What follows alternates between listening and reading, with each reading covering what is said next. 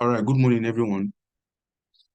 My name is Elijah Folabi, and I'll be your facilitator for today. And what we have before us this morning is accounting for small businesses, right? So I believe everyone here, one way or the other, have a business we run, either on the small scale, medium scale, or anyhow it is. Now, this morning we'll be speaking to how can you account for those businesses, and not only that. What makes this class a bit very interesting again is that we're also going to be discussing the regulatory framework as it applies to businesses in Nigeria. What are the things you need to know as you are running the small businesses? What are some of the things you need to take advantage of, even as a small business owner within the purview of the Nigerian legislation, amongst other things. So those are some of the things we'll be discussing. Not only that, I also during the course of this session, because I know everybody here has a business you're running. I also, in the course of this session, also introduce you to some of the grants you can be on the lookout for as well that can help your business, grow. I mean, funding, not not giving like a concession or a loan or something. They just once you just pass their processes, you are given an amount to, augment your capital base, the capital base of your business. So those are some of the things I'll be discussing today. And let me just inform you that it's going to be a very, very interactive class. For some of you who had never been in my class or have never met me before, um, this is the WDEP program. This is not the first time I'm taking it. And over time, it has always been a very interesting one. I remember even the last sets at the point they actually even, put up a LinkedIn post, tag me, and say some sort of things that I'm even surprised that could this have been me. So it's going to be a very interactive class. So I implore you that give it your 100% attention, right? So don't be on this call and be cooking noodles in the kitchen. You understand? So I just want everybody, to be. And if your friends are not here, if you love them, do well to call them, because I tell you, this is going to be a pack that is going to resonate with you and your business. But before I go ahead, I will like few people to just introduce themselves, maybe in the comment box. This is how I want it to look like. Okay, maybe I start. Okay, let's have it this way. Just introduce yourself, maybe your name, what you do, what kind of business you are into, and all of that. So let's have that now in the comment box.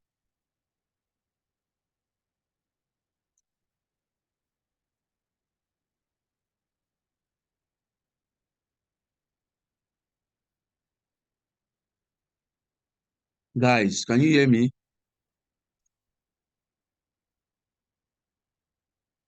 Okay, Yes, we can hear you. Henry. I am into baking. Okay.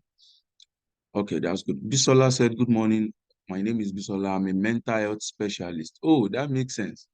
You will even help with this in spite of, suicide going on in Lagos. Any small thing, people are thinking third mainland bridge. Are you looking into that, Bisola? I'm sure you'll be looking into that anyway. My name is Gladys Agbete. I sell, these are Yes, coming. I I sell Gary and palm oil. Oh, am. that makes Thank you. This sense. is Please, Bisola. Good morning, sir. Yes, I actually am. That's one of my major focus right now. that makes sense. That makes sense. That makes sense. Thank you very much. My name is Gladys Agbete. I sell Gary and palm oil wholesale. Gladys, sure you not like to bring that Gary and palm oil. I can send my address to you. I am Oluwatosin. I'm into skincare. Oh, that makes sense. I am a peep at Momo. I'm into fashion designing and digital illustration. That makes sense. Good morning, everyone. Abiola Adenuga. I do photography. Oh, makes sense. Photo shoots. Okay, good morning. My name is Ayokunle. I am a fish farmer into sustainable aquaculture production. Oh, that makes sense. That's one of the things we need now in Nigeria. I am Aramide Yusuf, the founder of Optimal Health M&B Concept. I'm into health and wellness, a fertility coach. Oh, makes sense. Yes, we are about 28 on this call. At least if I can get 10, I'm fine. Good morning, everyone. That is not to mean every other person should not drop. I will tell you the reason why you are doing this for some of us who don't know why. Good morning, everyone. My name is Koforola Awoyera. I'm into food production, processing, spicing production, gari, yam, flour, fufu, flour. This makes sense. So, I mean, as I'm seeing this, what's just coming to my head is, what used to be our incumbent president campaign talk, gari, cassava. I'm just joking. Anyways, yes, that makes sense. I mean, Koforola. Yes, Koforola, you got it right. Yes. Yes. We are about 28 on this call. Where are others? You can patronize after Koforola. Okay, no wahala. Hello, I am Mikeoluwa. I sell spices and seasoning. Home virtuals, both in wholesales and retail. Makes sense. Everybody here seems to be into a good percentage into food. Well, it's important anyways. Anything we want to do, there's this common saying that make you shop first. No matter what your problem is, shall eat first. Once food is out of it, every other thing will be sorted. All right. Hi, good morning. My name is Victoria Johnson. I own a plantain chips business, and I'm also a content creator, personal assistant, and a social media manager. That makes sense. Only you. I don't, okay, Victoria Johnson. Only you, all these things. Good morning, everyone. My name is Igodalo Victory. The name of my brand is Urban E-Fashion, if I'm correct. And we specialize in selling fashion items, most especially beautiful and stylish footwears. I have to do. Okay. All right. So while others keep it coming, if you have not done yours, just do that. Let me tell you why I asked. It's my usual custom to ask people to introduce themselves and what they do. You know why? Because the honest truth is, when you are into business, everywhere you find yourself, anybody you see there, see them like your potential customers and, you know, people that are interested in what you are doing, right? And what I used to tell people is, we've had events, even, some event like that, I think with the same foundation, one was concluded recently where, some of those participants were asked to come and pitch their business and, a good number of them went home with a good amount of money that to support their business just recently. And what I used to tell people is if you meet, a prospective investor in a lift, we all know I mean, we've probably heard that before.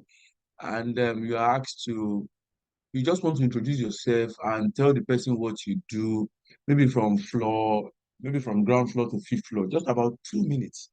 What will you see that will create some sort of addictive demand that will make that person to, want to even exchange contact with you to say, okay, see me in my office, have my business card, let's have a chat around what you do and all of that. So it starts with knowing how to sell yourself. It's important. Selling yourself is not you are proud or anything. I just need to, say this so that when you find yourself in a place and you craft something nice about what you do that anybody who hears it or reads it, can have an idea, an in-depth, maybe not in-depth, of what you do, right? So it's important to also do that. And I'm sure even some of you, as you have joined, in fact, let me even do this for just the next maybe 1 or 2 minutes. As you have joined this call now, if I may ask, have you guys tried to maybe meet each other, tell yourself what you do, even connect with yourself, say on LinkedIn, on Instagram, maybe your business page or anything? I need maybe 1 or 2 people to unmute to talk about that, just to be sure you know. Hello, good Yes, morning. good morning. So yesterday we had a Sorry, session and hold on. Sorry for cutting you short. Anytime you unmute and maybe I ask you anything, start with your name. Just tell us your name and you go ahead to answer the question. Thank you. Go ahead, please. okay, Mr. Elijah. All right. Good morning, everyone. My name is Kufuro Lawyer, and I'm the CEO of Dakar Foods, a food processing and production company. Yes. So yesterday we were in a group. So we actually formed like groups yesterday. So some of us, now we have like a group chat where like group of like 6, and I'm sure quite a number of people too. They have similar groups too. So from there, like I can tell like what few of my group members, what they do and what they are into. Thank you. Oh, that makes a lot of sense. Yes, that makes sense. That's part of what I'm talking about. Okay, so you guys have a subgroup where you get to know what you guys do and all of that. Yeah, that makes sense.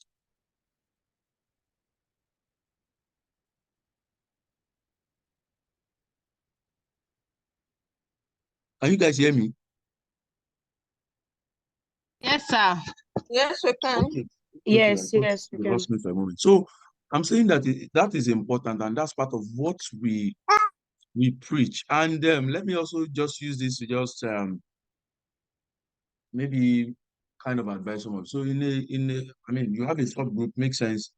Then this will also be an opportunity, maybe on your group chats, where you can also, with the help of this program, maybe if you sell something, you want to gain followership, you want to connect with each other and all of that. This is also an opportunity to make sure that instead of going out there and telling people, "Oh, come and see what I do," and all of this, an opportunity to also penetrate, you know, um, your market with your current numbers. Anyway, that's just on a lighter note. So I am Elijah Folabi, like I said, right? So I am a finance professional, and I also facilitate sessions around financial management, around online safety, cyber security, LinkedIn optimization, soft skills, amongst other things, right? And over time too, I've had some couple of experience in the, financial industry where I've worked with notable firms,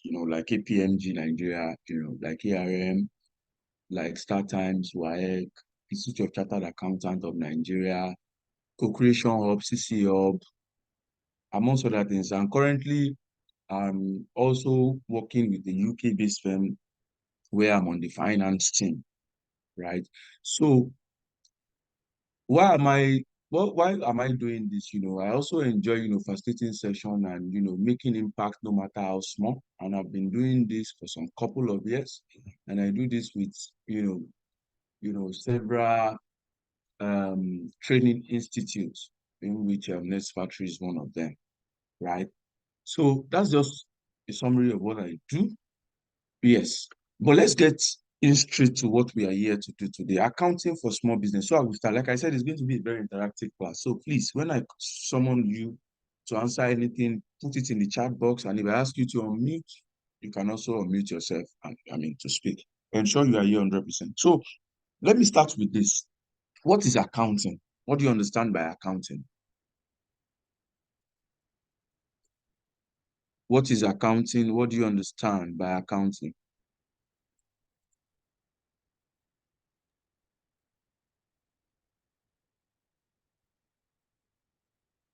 Yes, is anybody saying anything?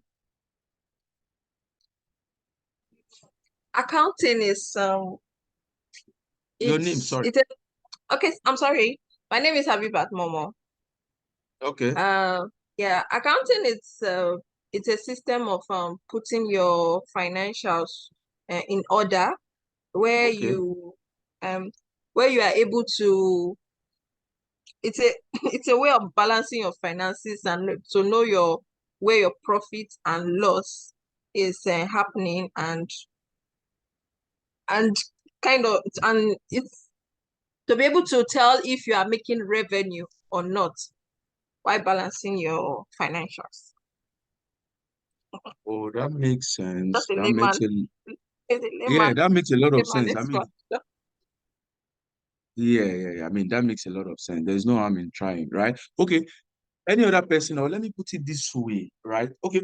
Before then, any other person, what do you understand by accounting? Or better still, okay, so Kofurola said an act of keeping record of your financials. Okay, thank you. That makes sense. Yes. Okay, I thought somebody wanted to say something. Okay, Okay, let good me also morning. take, My name is okay, good morning. Ebele. I'm the CEO of Bell's Fruity. Okay, So for makes sense. me, accounting, I just see it as the reconciliation of my purchases against my sales in order to pick out my profits. In order to pick out your profit. That makes sense. So let me now ask, Do you now think there is a difference between accounting and bookkeeping? I mean, since you are matching your purchase with your sales and, to sort of get your profit, do you think or should I say all accountants are bookkeepers, but not all bookkeepers are accountants? Right, for or against? 20 marks. Somebody will say, are we in the lecture? So I'm just trying to put it in context for you. Can anybody speak to that? Right. Because we need That's to have right. a detailed understanding of what we're about to discuss today. Once we have that detailed understanding, every other thing will fall in place. Yes. Yes, that's right. Accounting is more detailed and in-depth, while bookkeeping is more of a straightforward reconciliation whereby you are kind of like you are trying to know if profit is coming in by evaluating your sales and your expenses. But I think Okay. accounting is much more. You have to do forecasting. You have to know if you have to look at you have to forecast what will happen in the future. You have to put so many things into consideration when doing accounting. Oh, makes sense. I love that. What's your name? Sorry. Habibat Momo, sorry. Abibat Momo. All right. Thank you. Yes. Let me just take one last person. Okay, somebody's account is a process of keeping track of all business transactions. Makes sense. Now, guys, okay, let me see if I can have one guy. How come we only have ladies speaking all through? Guys, what's up? This program is meant for ladies. It's a ladies Can't find a program. man Oh. here. Thank you. Sorry. I mentioned it when I started the class. Sorry, my bad. Okay, don't mind me. So, yeah. So when you talk about bookkeeping, like we said, so bookkeeping is just the act of collecting, your what we call economic events. Economic events are your transactions, how things are going on in your business. Like somebody mentioned earlier on, daily recording of your sales, daily recording of your purchases, just getting those details. Now, bookkeeping ends where accounting begins, right? Once you collect all those information, then accounting now starts from now converting those information. Or in fact, don't let me call it information, let me call it data. Converting those data into meaningful information that can aid decision making, right? Somebody mentioned, so that she can, get a profit and all of that. Now, where that works for you is that, I mean, you're speaking in a way to accounting, what accounting is or what accountant does, right? Now, what that means is that from there, you now convert your, records into financial statements where you now get your profit, upon which you now make decision to say, okay, I think for the month of March, I think I have done well. I can now go on a vacation to Maldives and just enjoy for like 2 months because I have tried. So on what basis are you making decision? You're making decision based on what the accountant has in terms of the financial statement, which is the profit in that case. Now say, okay, even myself, I don't try. Make myself go out small, go cheat for Maldives and come back. Now, what we are saying is that accounting now goes, further to now convert those data into meaningful insights that can aid decision making. If it's your own might even in a case, it might even be a loss, and you feel like, and I need to even also say this because along the line, I'll speak more to all these things. In fact, when you make a loss as a small business, it's allowed. I've had issues with small businesses when they come to me trying to help them, structure their books. I hear them saying, oh, I'm just making loss. Why is this so? I came into this business to make profit. Fine, you came to business to make profit, but should I also tell you that making loss in some instance is even fine? Sometimes it's even strategic. That's the truth, right? So, like I was saying, yours might even be lost, and you're like, oh, why am I making loss? It will also help you to make decision to say, okay, what am I not doing right? Maybe you have like 4 lines. Somebody's unmuted. Do you want to say something? Please check your mic, guys. Somebody's unmuted. Ebele. All right, thank you. So, so that now tells you cannot begin to make decisions. Look, there is a loss. So if you have different product lines, you cannot begin to wonder, okay, I'm selling gari, cassava, yam. Okay, which of this product line is responsible for this loss? Or which of these product line contributes significantly to this loss I have declared or made? Then you now begin to make decisions to say, okay, I think I need to look into maybe my supply chain. I think I need to look into, maybe what I churn out there. Maybe I think I need to look into my competitors, or what that can give me a comparative advantage over my competitors. These are what accounting does. And I'm pleased to also let you know that accounting have also gone beyond, preparing income statement, preparing balance sheet, doing all those things. Like I told you, even sharing my experience, as a finance associate, I can tell you that, I mean, finance generally has gone beyond all those things, because we have softwares that can do all those things even now, that have been developed over time like that. So the world of accounting and finance is now going into the strategic part, now be more or less like a strategic business partner. You're not trying, somebody mentioned forecasting the other time. Yes. So that's some of the, aspect of accounting and finance that we are looking at now. How can you help businesses forecast what their revenue will look like, say, in the next 5 years? What their expense will look like, say, in the next 5 years, to know their scalability, to know if they are able to scale up or even transition to their dreamland, so to say. So that's what all that is all about. Now, the next thing I want to ask is, what is a business? Yes, because we are going to pick them together, accounting for small business. What is a business? Before we now talk about what a small business is, what is a business, please? Ibube Chi, I see your chart about bookkeeping, more on recording and organizing financial transaction. Thank you very much. Yes. What is a business? I mean, all of us are into business now. A business Gary, is an cassava, enterprise. healthcare. Yes. You have the floor, please. Your name, go ahead. Somebody Okay, said I my can name is barely hear you. Titilayomi Babaranti. Titilayomi Okay, Babaranti is my name. I go ahead. said a business is an enterprise that is solving a problem or helping people to solve certain needs. I love that. Business is set out there to solve a problem. I love that. Thank you very much. Thank you very much. Any other person? One more Yes, I person. want to try. Go ahead, please. Okay. A business is a person's regular occupation. It can be profession or trade. It can be profession. What do you Profession. call it? Profession or trade. Makes sense. Yes. Makes sense. Let me take one more person, because there's something I'm looking for. I've not had. Let me see if that last person will help us with it. A, Every other definition a, is fine. Yes. a business is a venture gotten into mainly for the purpose of profit. What is your name? Habibat. Thank you very much, Agba. That just completes every other definition. It's a profession, very correct, absolutely right. Oh, a business is set out there to meet the needs or satisfy a particular want, absolutely correct. Now, why are you satisfying those wants?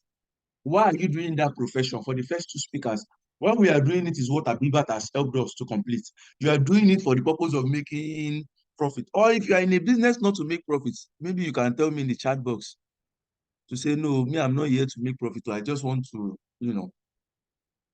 I'm just here to just do charity as possible anyway. So generally, when you talk about a business, you are talking about a venture, a profession set out there to satisfy want and all of that, and also principally makes profit. Because one of the things that drives, businesses and also kind of speaks to how you'll be able to scale in the long run is your ability to convert, the problem you are solving to value.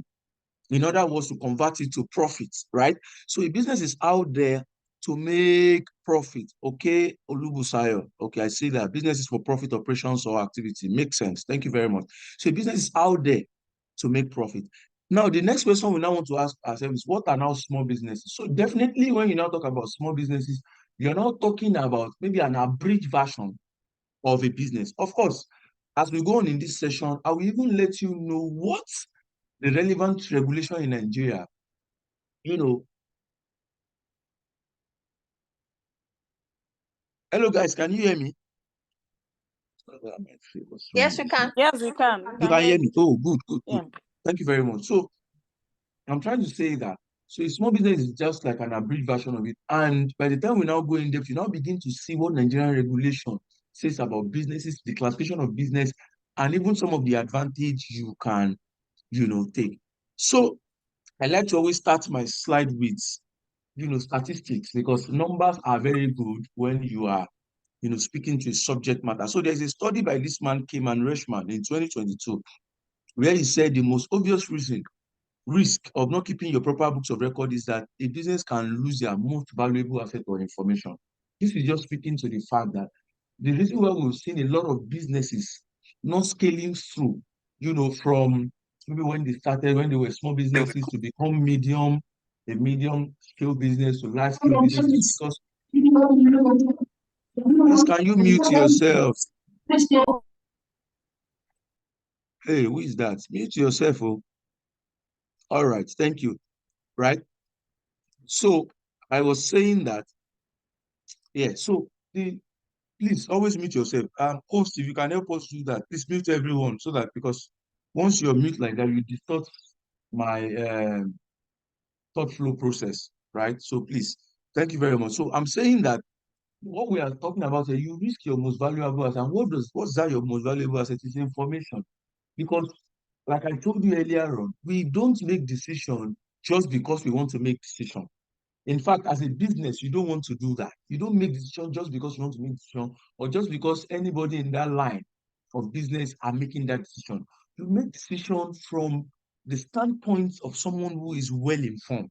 That is based on information. And that's why we said that accounting is just trying to make sure that whatever you've had in your books are being prepared in such a way that you hate decision-making process, and you make decision based on information. Oh, I have this also profit. Okay, then if a product line is contributing significantly to that profit, that means that product line is important. Then I need to channel at least a reasonable amount of my resources to that line, that product line, to make sure that it continue to generate more, profit for me and contribute significantly to the overall profit of the organization. So one of the reasons why you must keep proper books of account is that if you must make quality decision, right, for your business, and if your business must scale from a small business to a medium scale to large scale business, that tomorrow maybe you will be, one of the greatest entrepreneur of our time, you need to understand this. It's very important. And that study also says that, well, about 20.8% of retail purchases are expected to take place online. I mean, this was a study by Forbes in 2023, right?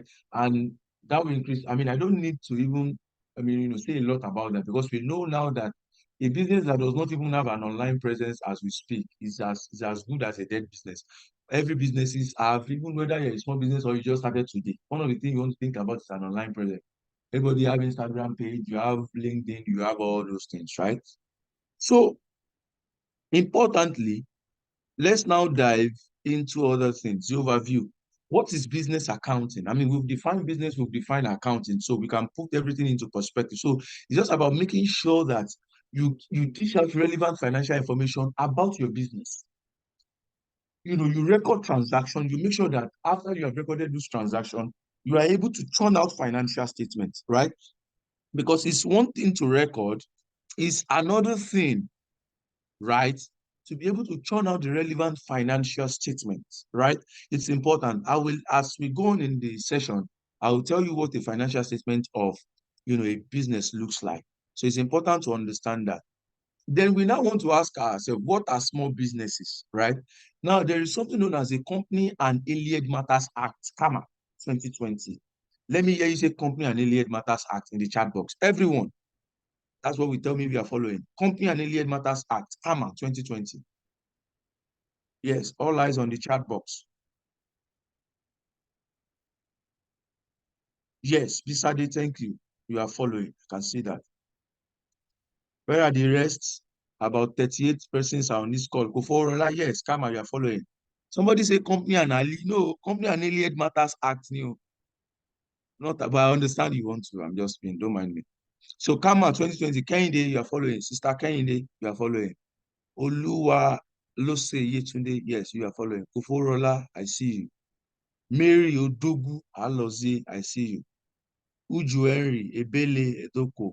Who is iPhone? Okay, well, iPhone, I see you. Victory Osato Amen, I pray you don't mind the way I pronounce your name, Ayokunle, I see you. Koforola, I see you. Okay, lol. Tiz, I see you. Olajide, I see you. Telma, Oluwalus. Oh, these guys are following. They are not in the kitchen cooking noodles. while I'm talking. Please, my battery is really low. I'm not sure I'll be able to attend fully. Okay, Bobechi. I hope you catch up with your friends. Okay. Modipe, Yusuf Opeyemi, Deborah, Abibat, Ebobechi, Oluwadamilola, Victor. Okay, these guys are following. They are with me. Now, good. So, Company and Related Matters Act 2020, KAMA, was passed into law in 2020. Let me just give you like a trajectory of how it started. What we used to have is BOFIA in Nigeria, right? BOFIA is Bank and Other Financial Institution Acts. So it kind of govern, the banking operations and all those. In fact, don't let me even dive into BOFIA. Let me just come to, Company Act so that I will not bore you with that. So the trajectory of this is that we started with CAMD, that's Company and Alien Matters Decree in 1990. And what this Company and Alien Matters Decree is set out there to regulate is it has to do with everything that has to do with the registration, incorporation, and winding up of companies. I repeat, registration, incorporation, and winding up of companies. That's what the Act is set out to regulate.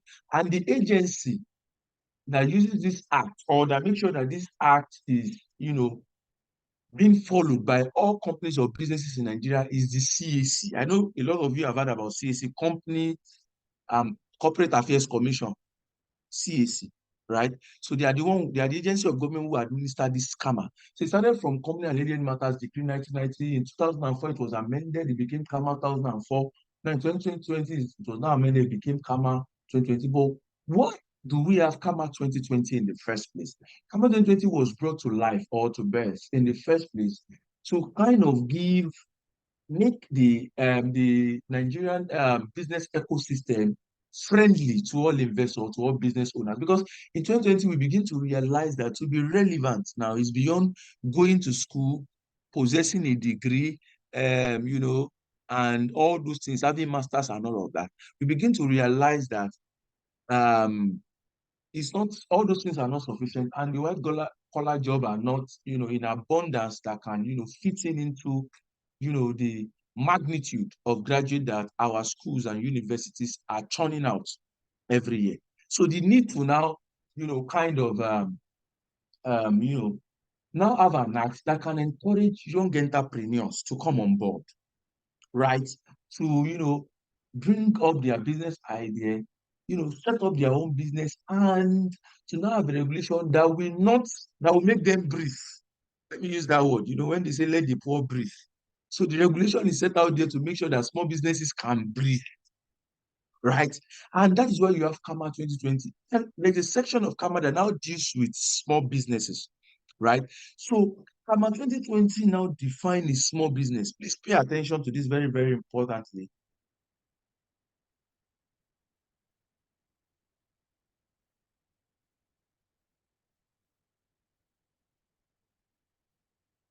Can you guys hear me? Yes, we can. We didn't hear that part. Okay. Thank you very much. I'm glad you can hear me. So I said section 394 of CAMA 2020. I didn't include it here, but you may want to put it somewhere. Section 394 of this CAMA 2020 now define what a small business is. And this 394 is saying that for a business to be a small business, number one, it can be a private company limited by shares, if you so want it to be that way. That means it's a private company limited by shares. That means that a small business is not necessarily quoted on the Nigerian Exchange Limited.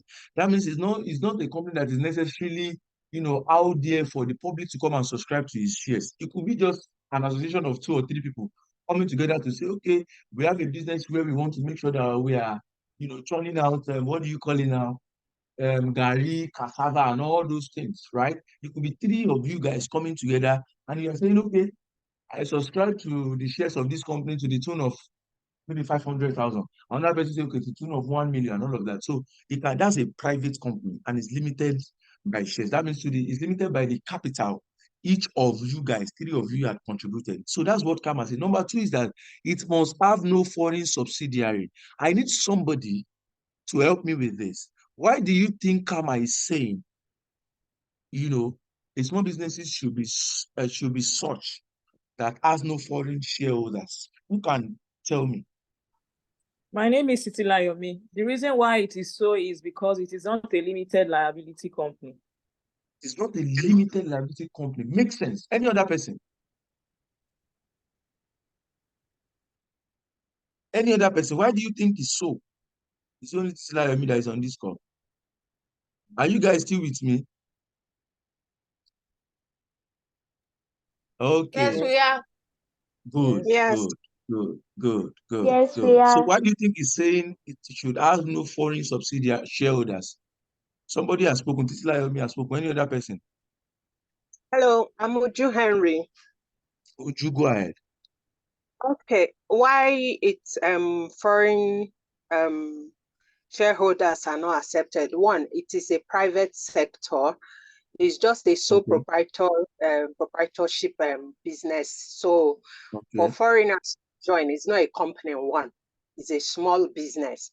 So it's just the main thing is just that it's just one man show running. So they can't invest on it. So Makes sense. that's it. Makes sense. Makes sense. Makes sense. Makes sense. Okay, guys, let me chip in something. Do I have anybody in this class that studied law? Anyone? Good morning. If you study Yes, law, just me. unmute. What's your name? Modupe. Okay, Modupe, thank you. Now I want to say something, right? And that is why I just asked. Of course, it does not that does not have any issue with that does not have anything to do with what I want to say. I just want to be sure. You know, there's something called spirit of the law and letters of Yes, the law, yes, sir. right? So, I Yes, mean, sir. correct me if I'm wrong. When you say You're letters of the right. law, it means that what the law explicitly says, okay, Yes, anyone who kills should be handed 7 years imprisonment. That is letters of the law. But I yes, think spirit of the law now talks about the intention behind that letters, yes, what that law yes. is set out to achieve. Okay, thank you very much. That's what I just needed to confirm. So if I'm correct, the reason why we have no, for everything everybody has said is correct. We are speaking from the letters of the law to say, okay, I have no foreign Hello. subsidiary. Yes. Is somebody talking? All right. But if you say spirits of the law, please unmute. Please, I mean, I say unmute. Mute yourself, right? But when you say spirit of the law, that is what is behind that statement. So why the Kama is saying has no foreign subsidiary, don't forget, I started this introduction to Kama by saying it was brought into in the first place to encourage, young people to come up with business ideas and, set up a business, because we realize that the number of graduates our universities are churning out. We don't have, available jobs, that can take those numbers. So why we are saying have no foreign subsidiary is that we want to make sure one of the major reasons of Kama, one of the reasons why we have Kama being amended is because we want to make sure that we encourage indigenous, businesses in Nigeria, right? So if you're a small business, because there are still some benefits you enjoy as a small business. So if you're a small business and you must enjoy that benefit, then we have to give preference to our own people. So that's why we are saying that you should have no what? Foreign shareholders. Meaning that if Abiba decides to run a business, or she's running a business today, and she's feeling like, okay, let me have 3 or 4 people of like minds, let's come together to make this our business a formidable one, right? To have access to more finances by the time 4 of us contribute and make sure that we're able to scale these businesses, this particular business. Let's come together. And Abibat is, calling Uju, calling Busayo to join her in that business.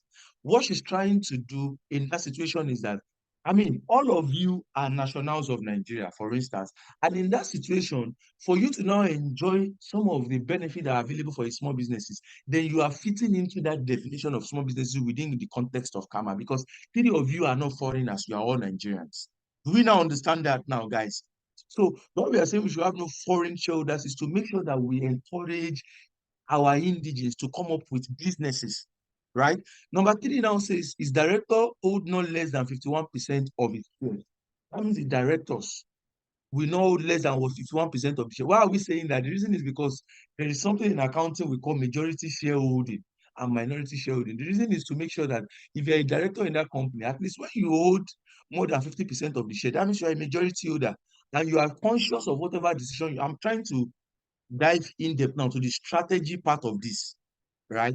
So if I own 51% shares in a particular company, it means that even when I'm taking decision beyond the normal information I have available, at the back of my mind, I'm also taking it from a very careful consideration and due diligence, because I know that even 51% of my stake is in that business should in case it fails. So it kind of brings me to a state of consciousness to know that anything I do now, I have to be very careful because I also have money in a layman's language in this business. So his director owed not less than 51% of his shares. Then the next is that none of his member is a government or government agent or nominees. You know why they usually do that? So that you don't have government coming to circumvent or, to take advantage. Now, this is where I'm now going.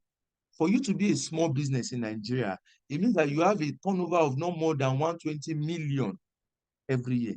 Turnover of no more than 120 million annually. That means that if your turnover is like your revenue.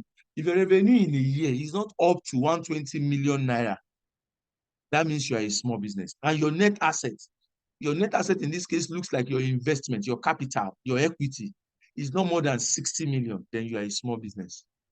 The question you now ask yourself is that what benefit do you now have as a small business? That now brings me to Finance Act 2019. Although we now have 2020, we have 2021, and we have 2023 that was signed before this man left office. It was signed, I think, 31st December 2022 by the former president, President Muhammadu Buhari. And what the Finance Act is now saying is that for you to now have a small business, please pay attention here, guys, because this is the section I know people ask a lot of questions. For you to be a small business or a small company in Nigeria, Finance Act is now saying no. Kama told us that your turnover should be 120 million, no more than 120 million. Finance Act is now saying no. Your turnover should be less than or equal to 25 million naira. And in that situation where your annual turnover is not up to 25 million, or it's exactly 25 million, then you are not entitled to pay company income tax. The CIT there is company income tax. That means you are not entitled to pay company income tax. You are not also entitled to pay tertiary education tax, TET. So you can see the benefit a small business have. Now, why is Finance Act taking over? There's a circular by FIRS. By now, you should know what FIRS is. Federal Inland Revenue Service, established in 2007 by the FIRS Act, right? So the Federal Inland Revenue Service is established to collect, to assess, collect, and account for taxes on behalf of the federal government. So any taxes that is within the jurisdiction of the federal government, it is usually collected by the FIRS. And one of those taxes is taxes of all companies in Nigeria, regardless of where the company is in terms of residence. Once you are a company or a business in Nigeria, you pay tax that tax is due to the federal government and to be collected on its behalf or on our behalf by the Federal Inland Revenue Service. Now, the Federal Inland Revenue Service now issue a circular, sometimes in 2021, to say, okay, we are aware that Kama says that for you to be a small business, your turnover has to be 120 million and your net asset has to be 60 million and all of that. The FRA circular to now say, look, what will now be operational will now be Kama.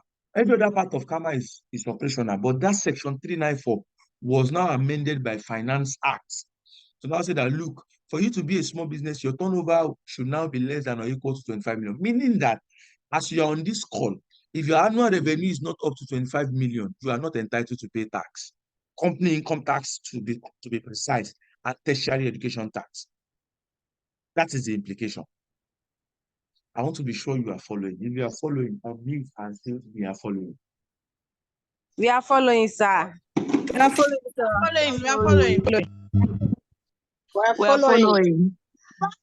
following, sir. Yes, stop writing on my screen. CESS, that's the name. You're writing on the screen now. Why? What's the meaning of this?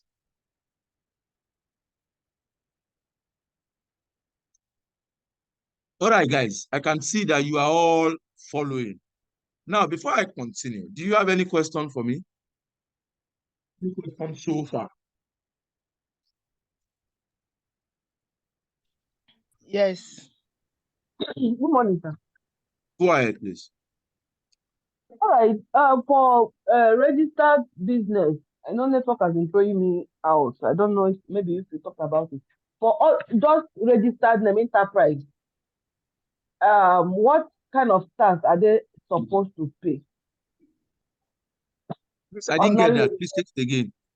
most small business owners started with just registering their business name. If I have only business name registered, not limited, am I entitled to pay any kind of tax?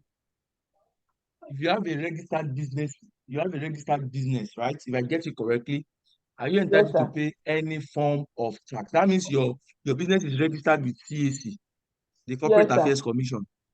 Yes, sir. If you are a small, that's what I just said. If you are a small business and is your turnover in the year up to 25 million?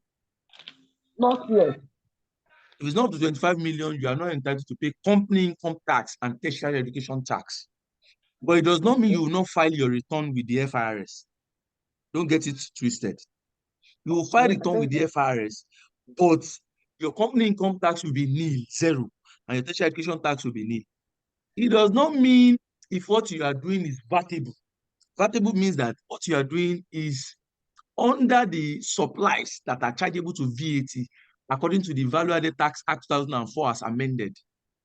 If what you are doing falls within that VAT, the goods and services that are vatable in that Value Added Tax Act, then you will pay VAT, right? Because VAT is on goods or supplies that are vatable. For instance, maybe some services you also render, that are vatable. You pay your value-added tax on that. I mean, value-added tax used to be about 5%, but now it was reviewed about 2 years ago. I mean, is it 2 years ago, about a year ago, to 7.5% of whatever you are receiving. So if it's vatable, you pay VAT. But what we are speaking to here, what Finance Act is speaking to here, that you don't pay is company income tax, because the company income tax for all companies in Nigeria normally is 30% of their accessible profits. So if your accessible profit is, say, 5 million, you calculate 30% of it. That's what you pay as companies income tax, right? Okay. And tertiary education tax used to be 2% before 2019. Finance Act 2020 make it 2.5. Now it's 3%. Tertiary education tax is now charged on your adjusted profits. Because before you arrive at your accessible profits, you must have also, made some adjustments to say for your capital allowance, for some of you who are not maybe deep into tax. Some of these things might be a bit difficult, but I mean, I'm trying to break it down so that you understand, right? So what I'm saying is that in that situation, you pay VAT and all of that, but you don't pay company income tax and tertiary education tax, because in the eyes of the law, or in the face of the law, anyhow we want to put it, you are not yet a company that can be charged to company income tax. You are still within what Finance Act calls a small company. Okay, sir. Do you Please, understand now? yes, I got it correctly, but there's another thing I want to understand. For instance, there are some times when you want to travel out of Nigeria, and maybe you want to go to buy goods or something outside Nigeria, and you are going for visa. Now they will be requesting for your tax clearance. I really want to understand that part. Tax clearance of your company. Meanwhile, it's just a registered business, and you are just like you said, the turnover is not up to 25 million. But at the embassy, it is required that you show your tax clearance. What kind of tax clearance, or what kind of tax clearance are we supposed to present? Are we supposed All to right. send? All right, makes sense. That makes sense. Sorry, may I get your name? My name is Peculiar.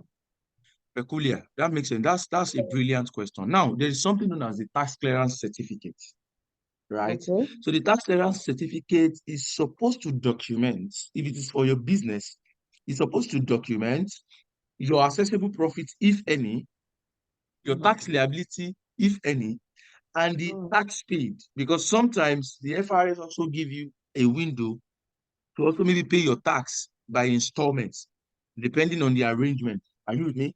You can also Yes, pay sir. your tax by installment, right? So your tax clearance certificate is supposed to detail all those things. So when you go to embassy and they ask you for the tax clearance certificate of your company, that's what I said. If you file a return with FIRS, right? If you file return with FIRS and you are registered with FIRS, for instance, and you file return, in fact, there's something known as Tax Pro Max now. The former chairman of the FIRS, that is Mohammed Nami, digitalized the tax system in Nigeria. Sometimes you don't need to go to a FIRS office to now start carrying, this is my income statement, paperwork, and all of that. Now, at the comfort of your home, if you have registered, you'll be granted access to Tax Pro Max. You can input all the things you need, and the system automatically calculates whether you are due to pay any tax or not. Everything has been factored into that process. What do you call it? The finance and everything. So it has been programmed. So it now tells from your turnover, because you input your turnover, it will automatically help you calculate your profits, your turnover and some other things, your supporting documents and all of that. Then it calculates your profit. Then it tells you whether you are paying tax or not. Now, this is the question. The fact that you even have a profit does not mean you even pay tax, as long as your turnover is not up to 25 million. Do you understand what I'm saying? So when you now get to embassy and they are asking, if your tax for 2020 is nil, your tax for 2021 is nil, your tax for 2022 is nil, you can get your tax clearance certificate from FIRS, and it will show your tax liability nil, and it will clear you that you are not owing any tax, because your tax, what do you call it? Your tax liability is even nil in the first place. Do you understand what I'm saying? So what you need to do now, moving on, what I think you need to do is you may also want to reach out, since you are registered with FIRS, you may also want to reach out and request for the process of getting your tax clearance certificate from FIRS. Okay. Do you understand? Yes, sir. Since you are even registered with them and you file return, you don't have any problem. Okay. Right? So just go ahead and see how you can process your tax clearance certificate with FIRS. You can log into their website. I'm sure that they have information about the tax clearance certificate. You go to their website, firs.gov.ng. So you navigate it. And if you have any issue, reach out to any of them. They'll tell you the process. I'm not sure what the process looks like now.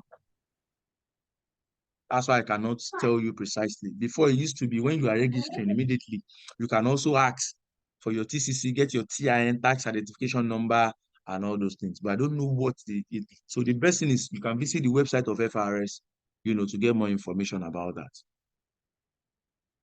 Okay, thank you very much, sir. Yes, I hope that answers your question. Yes, I think it's much, much clearer now. But there one more thing. For some, Go ahead, please. Okay, for some of us, I know some of us are doing different businesses with different business names. Now the question, and so some of the businesses, for instance, let me use myself as an instance. I've not started. I don't have an account to that effect. I've not started. It has not started building, but it has been opened for like maybe 2-3 years ago. And maybe this year I intend to start using this thing that I've been registered.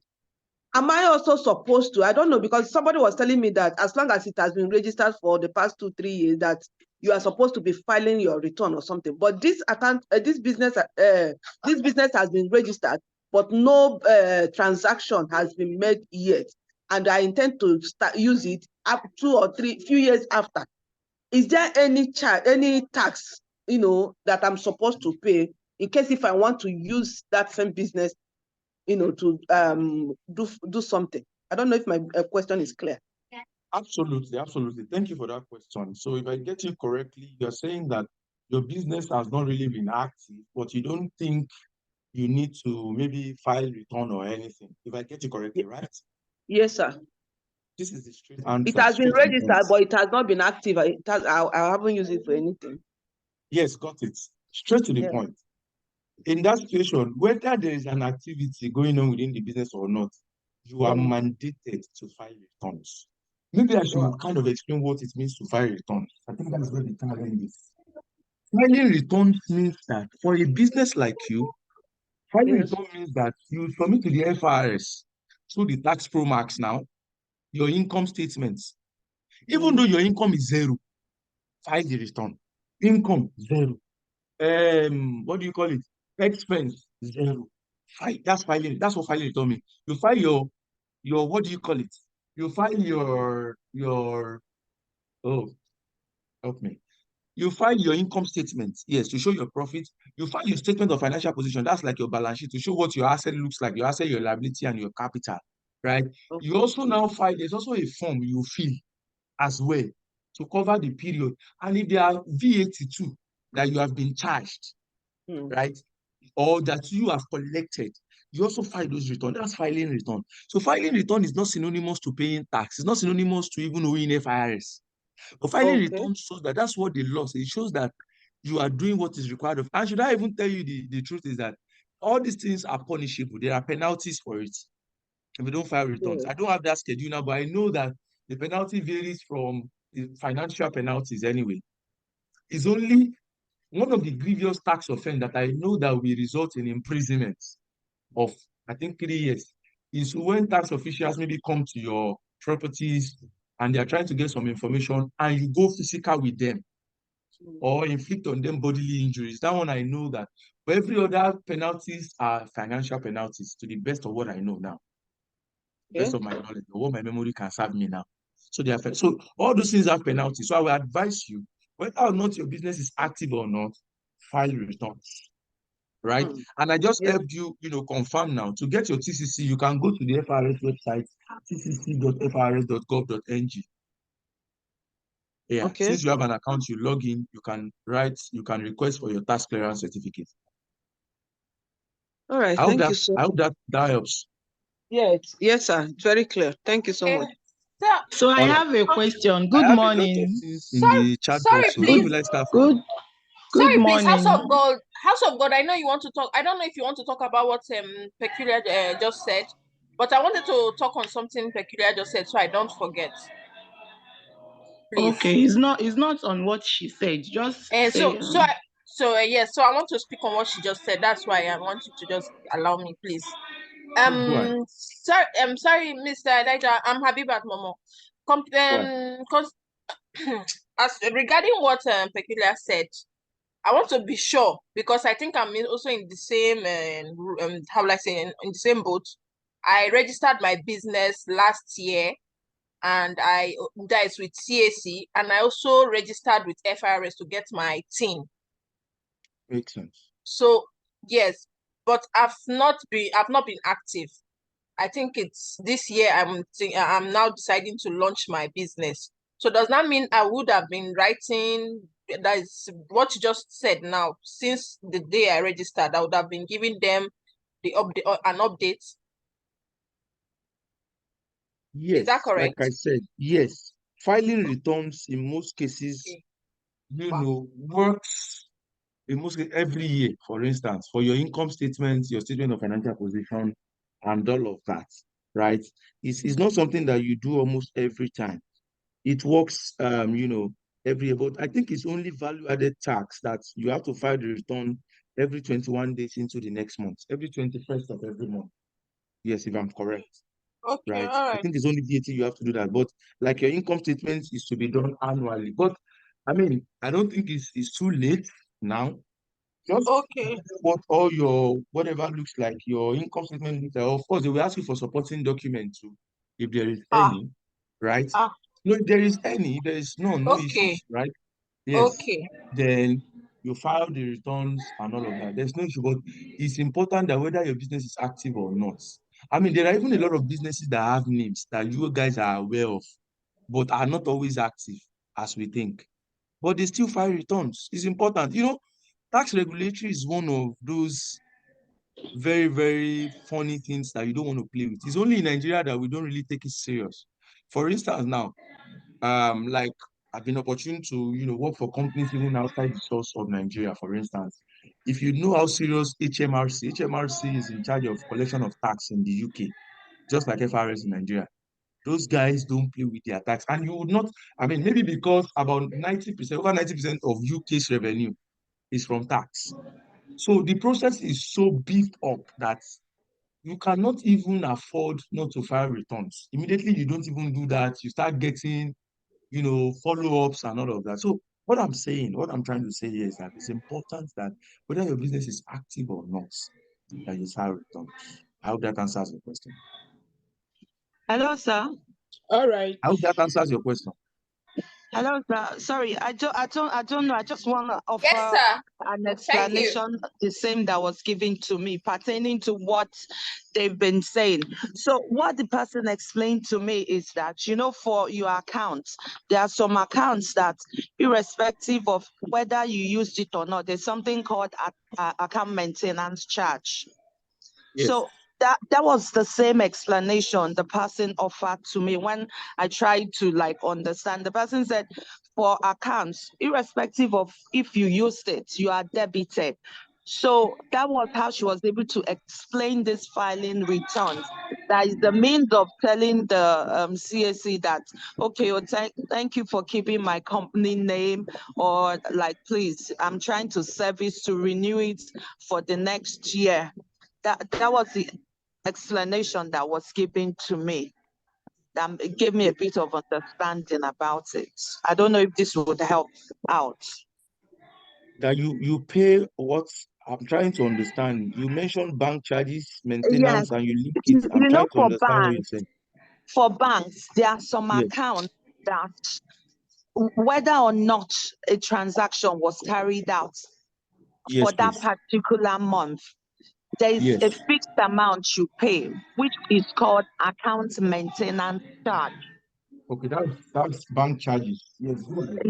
No, it's different from bank charges. It's for corporate account. So the Yeah. person likened What I'm saying that. the filing process to it, that irrespective of whether you've done any transaction for the year or not, that is a fixed charge that you have to pay.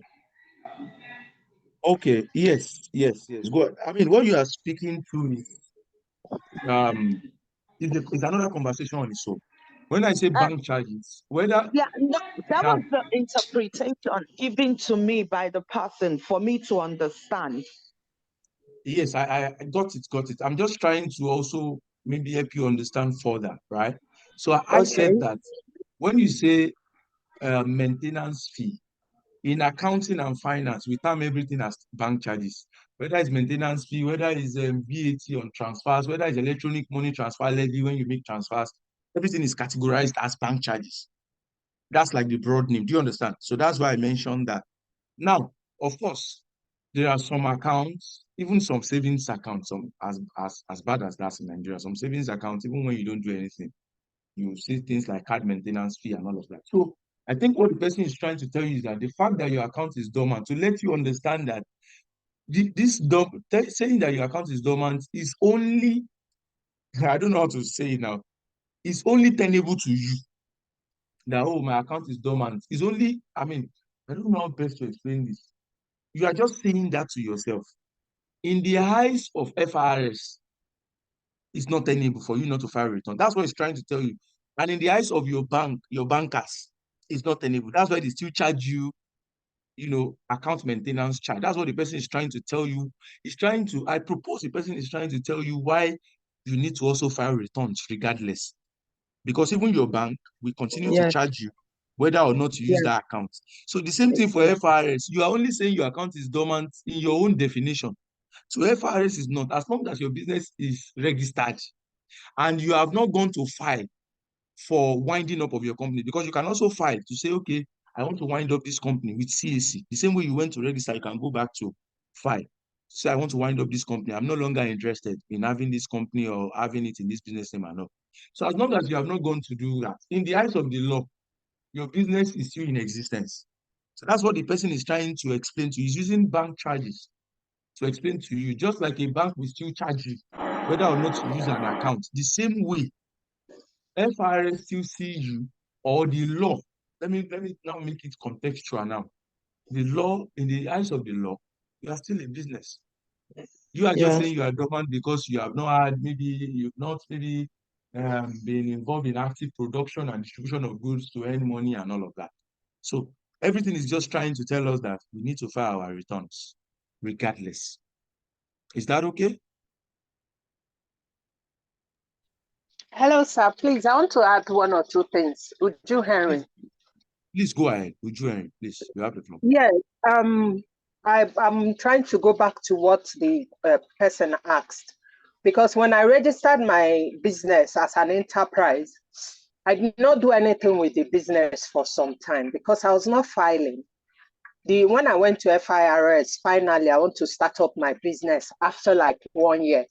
And I went and filed, and I was charged. I was charged 15,000 naira, that I have to pay 15,000 naira for the account being dormant, and I've not been filing. And I said, why? Because I've not used the business for a while. They said that's what I have to pay. And when after I finished paying that 15,000, I went to the bank, paid the money, get the draft and all those stuff, and submitted to FIRS. They opened the account, did everything, and I started filing on a monthly basis without paying anything. So I don't know, that account that I've stayed for 2 years. I just pray that you have someone at FIRS, or else you're going to pay for that 2 years, because after 6 months, you did not file your business, the account will be dormant. Because if you go to FIRS office site, you will see your account is not active. So for it to be active, you have to pay. I don't know if that's why you have to pay FIRS. So I paid, and my account became active. So I don't know, because it's an enterprise. I don't know how much they charge for limited and whatever. So you will pay, definitely. I don't know if they've changed Yes, the rules now. So that's yes. my own.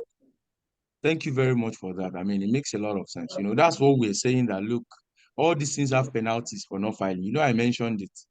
There are penalties, and all these penalties are financial in nature. The only one I'm aware that will lead to imprisonment, I've said it, maybe when tax officials come around to check what you're doing and you inflict bodily injuries on them. Yes, you have to pay. That's it. That's what I was saying, that the fact that, and that's why you are in this class. I mean, no hard feelings for anyone here. I mean, if you know better, you would have done better. That's one thing I believe about life. Now that you now know, at least now, for some of us who don't know, now we now know that, look, moving on from now, we have to make sure that we file our returns, regardless of whether you think that business is not active. That thought of that business not being active only existed in your head, not in the face of the law. That's just to further drive home that point. Thank you for that contribution. So I think we need to continue now, Please, I have a question. so that I can cover as much as I can. Yes, please go ahead. Okay, please. I have a personal account with a FIRS from tax this thing. But for my business, I just registered it and I didn't open another one because someone was telling me that since I have a personal tax account, that there's no need of me filing for my business account again, that they can use the personal one for the business account too. Is it true, or am I still going to open a tin account for my business and my personal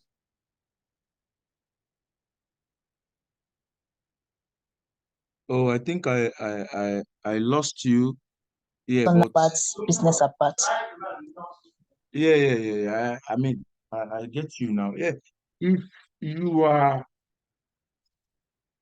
if you are told that you can link the account, I don't have that information now, but I think it's possible. You know why? Because if you look at the policies of the government recently, you realize that they are trying to unify everything in Nigeria now. If you can, I mean, if you can confirm with me on this call, you realize that there is virtually nothing you have now that your NIN is not linked to. From your bank to your, mention anything you want to do now. Your NIN is linked to it, your BVN is linked to it, and all of that. Right? Can you guys hear me? Yes, I can hear you very well. Okay. We can hear you. I just want to be sure you can hear me. Do you understand? So if you are told that you have a personal account, a personal CIN, the tax identification number, and you are trying to tax personally, and that you can link it to your business. I don't have that information, but I think with owing to the policies of the government in recent time, I think it's possible, because what they are trying to do now is to unify.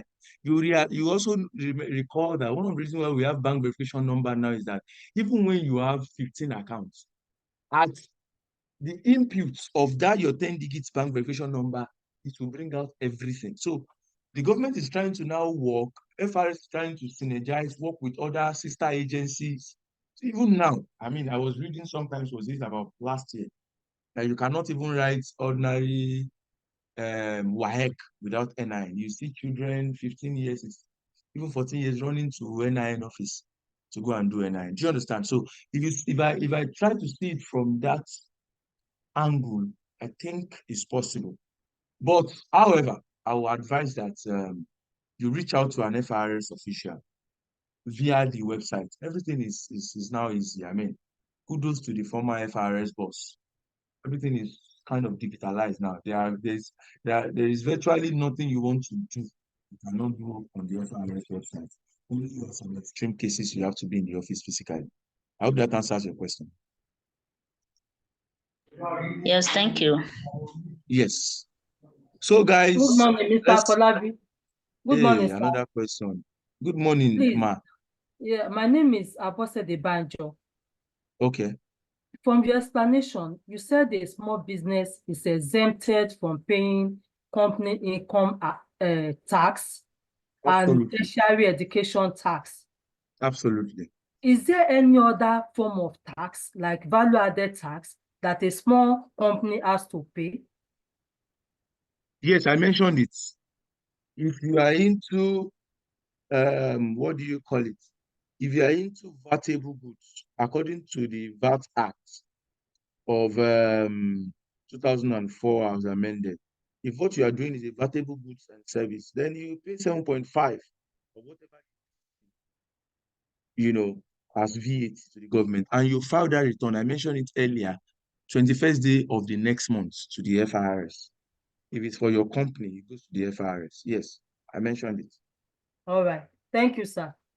Yes, absolutely. So the only thing you are not paying here is CIT, company income tax. Can you see my screen? And tertiary education tax. Like I said, tertiary education tax used to be 2%, 2.5, now 3%, according to Finance Act 2022, right? And tertiary education tax is charged on your, and why do we have TED fund in the first place? Some of you've been to, I mean, all of us here are graduates. You went to maybe a polytechnic, a university, or college of education. On some buildings, when you go inside, you see something like ETF or TED fund intervention fund, isn't it?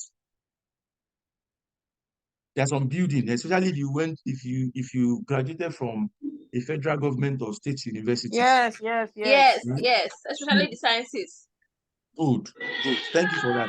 So all the money that has been gathered from this tertiary education, it is charged at 3% now on the adjusted profit of all companies. Please mute yourself for all companies, right? So that 3%, who is that person? Mute yourself. Your background is noisy. So that 3%, thank you. That 3% is what the TED fund now gathers. It was, the name was changed to TED fund 2011. It used to be ETF, Education Trust Fund, right? So those money will now be gathered and will now be given to our tertiary institution in terms of grants to make sure to provide for anything they need. That's why if you go to some science lab, you see tertiary education intervention fund. Maybe that means the school route TED fund. TED fund is also a sister agency of the government that manage that fund. Wrote TED fund to say, look, we are deficient of a state-of-the-art laboratory. Can you come and build for us? It costs 100 million, but school, we can't afford that.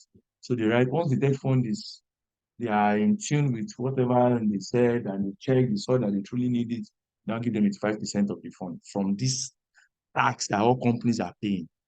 So the fund is just introduced to make sure that, okay, Nigerian education system are further funded, are well funded and all of that, right? So that's this TET, tertiary education tax. So when you are a medium companies, moving on, I hope that answers your question, sorry. Hey, a lot of hands are raised. You see my eyes? Joy Bello, Bisade. Are you sure you are raising your hand or is a mistake? Joy Bello. Yeah, you've answered my own question. Sorry. Good. Okay, lower your hand. Thank you. Who else? Okay. Bisade? You've answered my question. Lower your hand. Thank you. Okay. Next, House of Gold Industrial House Enterprise. of Gold. Yes. Please lower your Good hand. morning. No, my question hasn't been. I've not been given time to ask my question since. Oh, go ahead now, please, quickly. Sorry. Good morning. My question is this: how old is a business supposed to be before you start filing? Now, I registered and then I needed to open a business account. I went to the FRIS, Abiwards. I went to their office to apply for my thing. And in the process, they told me I'll be coming every month to file. And this is a business I'm just starting. So I started that, but my account officer at UBA told me I am not supposed to, that this business just started. I just opened the account. It's supposed to run for like a year or 2 years. And then, according to them in the office, they told me I every before the 20th of every month, abi 21st of every month, I should come and file. So at a That's time I was VAT. going to file zero, but a day came, I met a woman there who said if I'm filing zero, I must attach my account statement of account. So all the process made the thing so tedious for me. I stopped because of the advice I got from the bank. Now, with all these things being said, I am feeling somehow guilty because I have stopped filing. Now, my question is, because of the charges in corporate accounts, I kind of, I'm not using my UBA account again.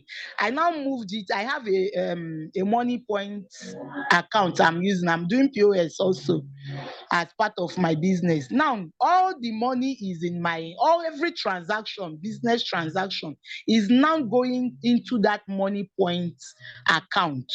Now, if I have to go and start all over again because I'm feeling guilty, if I have to go and start all over again, can I use the money point statement to file my nil or to file my zero?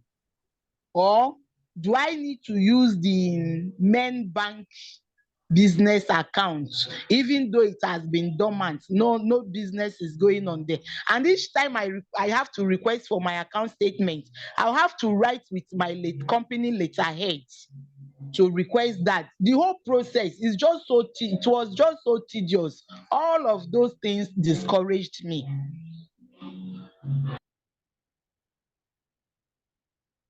All I right, don't know all if right. you understand my question, sir. Yeah, I got it. I got your question. Yes, so this is it, right? When you start a business, normally for your annual report, that's for your financial statements. Financial statement, I mean income statement and statement of financial position. If you're a new business, you're expected to file return at most 18 months after your business has been incorporated. 18 months means 1 year and 6 months, right? Because generally, businesses or companies are allowed to file their statement of income at most 6 months after the year end. For instance, every company whose accounting year is 1st of January 2023 to 31st of January 2023 still have up to June 2024 this year before they can file their returns, which include return in this case is including your what do you call it? Your income statement and your statement of financial position, all those things. But when it comes to VAT, that one you are told to come every 21st is VAT.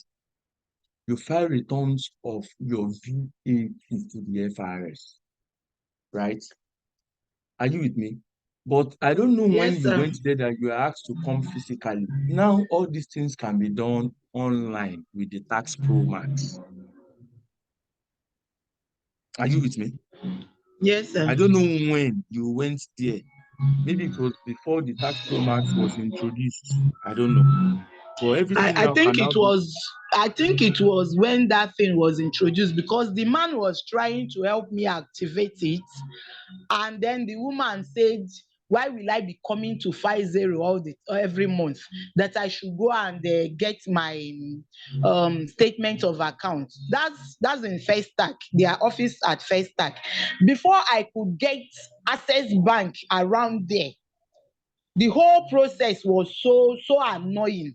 I managed that month, managed the next month, and then I complained to my account officer, see what I'm going through. She now said I am not supposed to. So I kukuma packed up.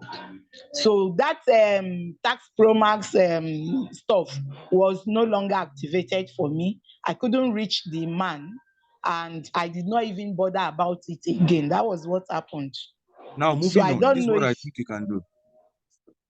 Yes, I got everything you said. So moving on, this is what I think you can do, walk into any FRS office, explain all this to them and tell them to grant you access or help you set up a profile on Tax Pro Max where you can conveniently file your returns.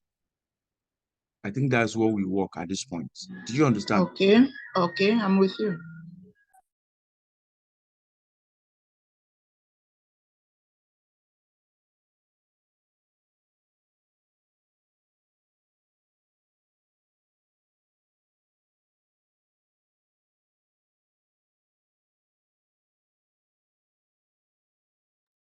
Can't hear again. Is it only me, please?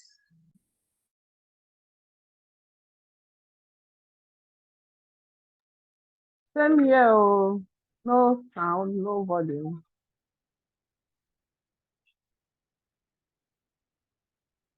Okay, okay. I think it's from his own end. Sorry guys, my network threw me off. So I don't know I don't know if you heard what I said. So I said that, so that's what you can do. Just go to the nearest office.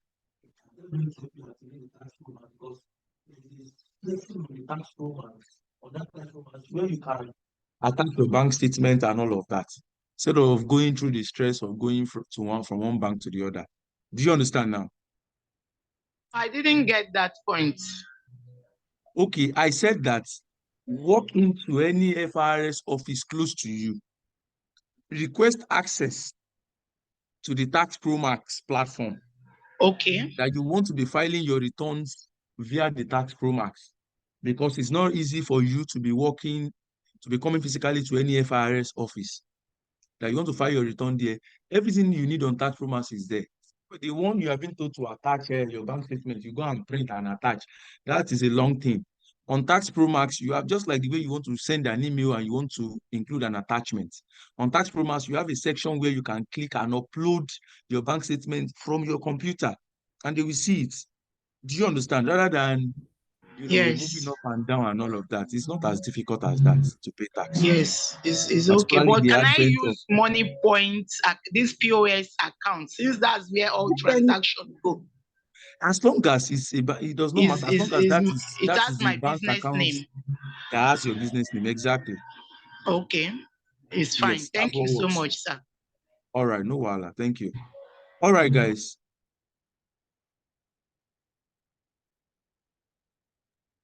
Okay, can we continue now? So for you to be a medium company, means your turnover has to be between 25 million and 100 million. Once your turnover is between this, it means that the company income tax rate you pay is 20%. And you pay tertiary education tax, of course, 3%. And when your company is now a large company, that's those companies you see now, that means your turnover annual revenue is more than 100 million naira. It means that you can now be seen like a full-grown company in the eyes of the law. You pay 30% and you pay 3% because the general company income tax rate in Nigeria is 30%. We call it corporate tax rate according to the Company Income Tax Act 2004 as amended. 30% in tertiary education tax 3%. Are you guys still following? Then I've spoken about this, what accounting records are.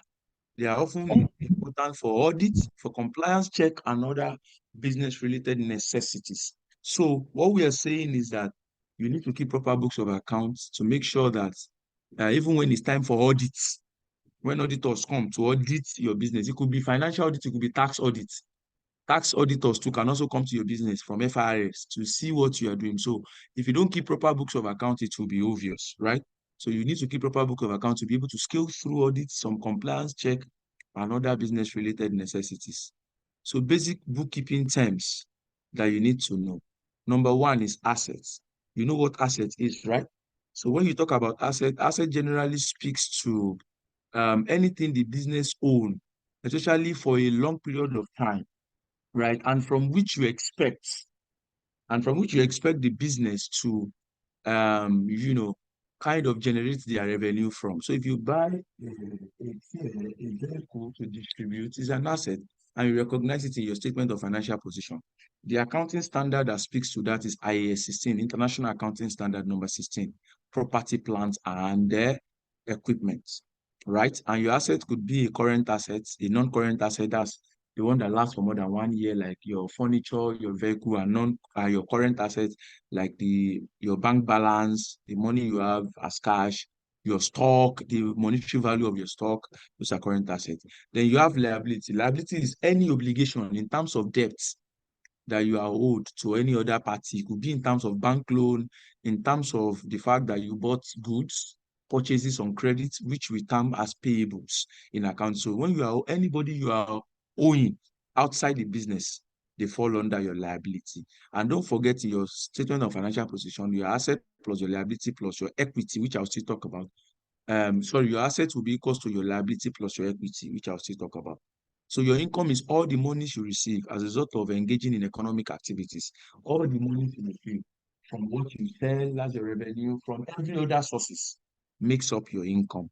Then we know what expenses are. Anything you spend money on to generate more income is expense.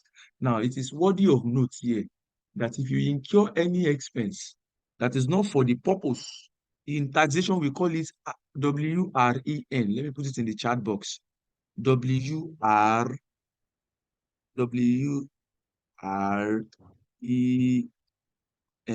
It means that any expenses you incur that is not only, that's W, only, reasonably,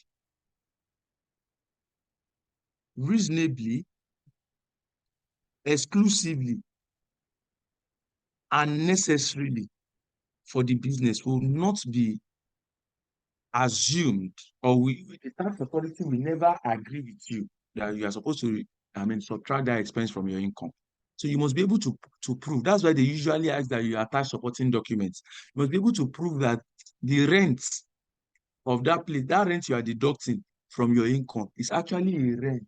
It's actually a place you have to get to help your business. Maybe you use We as can a have, store. sometimes you don't, your voice breaks. Sometimes it breaks.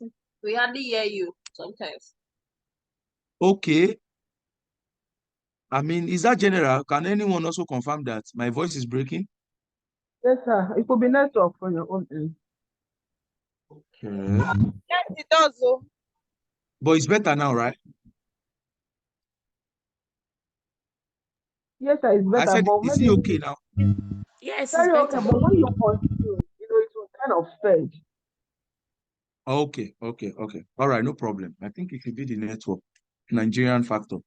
All right, so all money you receive, so that's what your expenses looks like. So your expenses must be such that it's only, reasonably, exclusively, and necessarily incurred for the purpose of your business. I put that in the chat box. I hope you guys can see it. So any expense that is not only, reasonably, exclusively, and necessarily incurred for the business will be a disallowable expense by the tax authority. I said, I hope you guys can see what I put in the chat box. Yes. Yes, Okay, sir, we can Yes. see. others Yes. include cash flow, Yes, we can which is see it.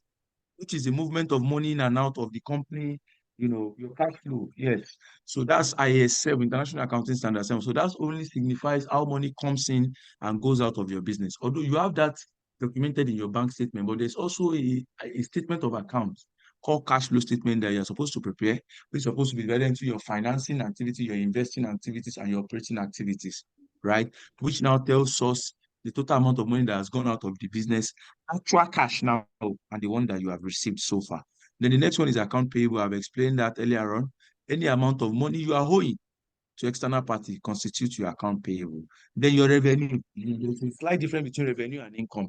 Revenue only talks about all the money you receive from selling the goods and services in which your business has been established to sell.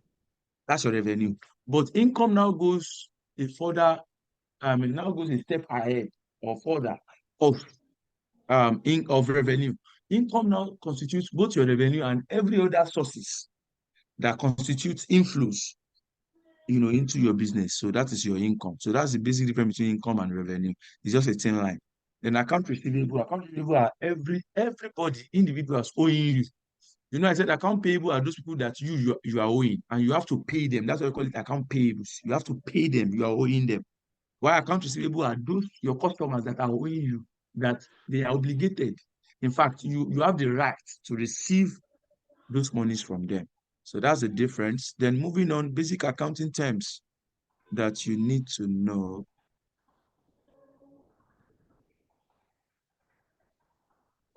I hope we have time to ask questions based on this term and how to Of go. course, Okay, you will still implement ask it. questions. There's a section for that. That's not a challenge at all. Now, the next is capital or equity. So capital is all the money is invested into the business, right? So as a small business owner, of course, your equity is your capital account. So that's what documents all the money you can. It could be in terms of assets, it could be in terms of money that you just pump into the business. That's your capital. So general ledger, the example I used to give about general ledger is just talking about a books of account generally. Every transaction has an account, purchase account, sales account, they are all under ledger. And journal is just like a prototype of general ledger, just that houses every other transaction that the ledger cannot house. For instance, when you buy assets or you sell assets on credit, every other transaction. So the journal, we used to call journal the principal book of account, just like in a school where the principal is the head, in that school. And it means that anything, like the example I used to give, if students are fighting, and they go the next people, the next hierarchy they go to report is the teacher. So if the teacher cannot handle it, who would they go to? The principal, right? Because the principal is the head of the school. The same thing if teachers are fighting, who did they go to settle with? The principal? So it feels that this principal, oversees everything. The same thing with the journal. So the journal houses all books of accounts. So it's the principal books of account. Then trial balance is usually prepared to test the arithmetic accuracy of transaction. Arithmetic now. Whether everything you have recorded on your debit and your credit are all the same. But like I mentioned, all these things are what softwares can do, which if we have the time, I will show you maybe one of them. Then leverage. Leverage speaks to your debts, every other money you are owing, right? So I think the next now is why bookkeeping or accounting? Why? Why do you need to keep books? Number one, you need to keep book for accurate transaction record. Right? To have an accurate transaction record, you need to keep proper books of account. Number two, you need to be able to track your assets and liability. Right? When you prepare your statement of financial position, you'll be able to track your asset and liability. Right? Yes, so the next one is business decision guidance. I explained that earlier on, that you prepare books of accounts to be able to make informed decision. So when you have proper books of accounts, you'll be able to make decision. Then compliance with legal regulation. Thank God we just discussed about karma and all of that, and the reason why you must file returns. So when you prepare proper books of accounts, you are able to file returns. You are able to comply with relevant regulation. And in terms of financial reporting, we also have the International Financial Reporting Standard, IFRS and IAS, that governs, preparation of financial statements anywhere in the world. The next is control over fraud and risk. So, yes, so you are able to even prevent fraud if you keep proper books of account, because there's this saying that prevention is better than cure. When you're saying control is like at that point in time it has happened. You're now trying to, make sure it does not happen again. So it's better you prevent it by keeping proper books of account. Next is economic data recording. Yeah, when you file your returns to, the likes of CAC, some sister agency of government like the Nigerian Bureau of Statistics can approach them to get some of this information to help them put out there maybe some research to say, okay, Nigeria over, over maybe 5 trillion in the economy is provided by small scale business. How do you think they get those information? They may approach, sister agency like CAC because they know that companies have to file returns. They approach maybe FRS because they know companies have to file returns. So all those things can be used for proper economic planning, right?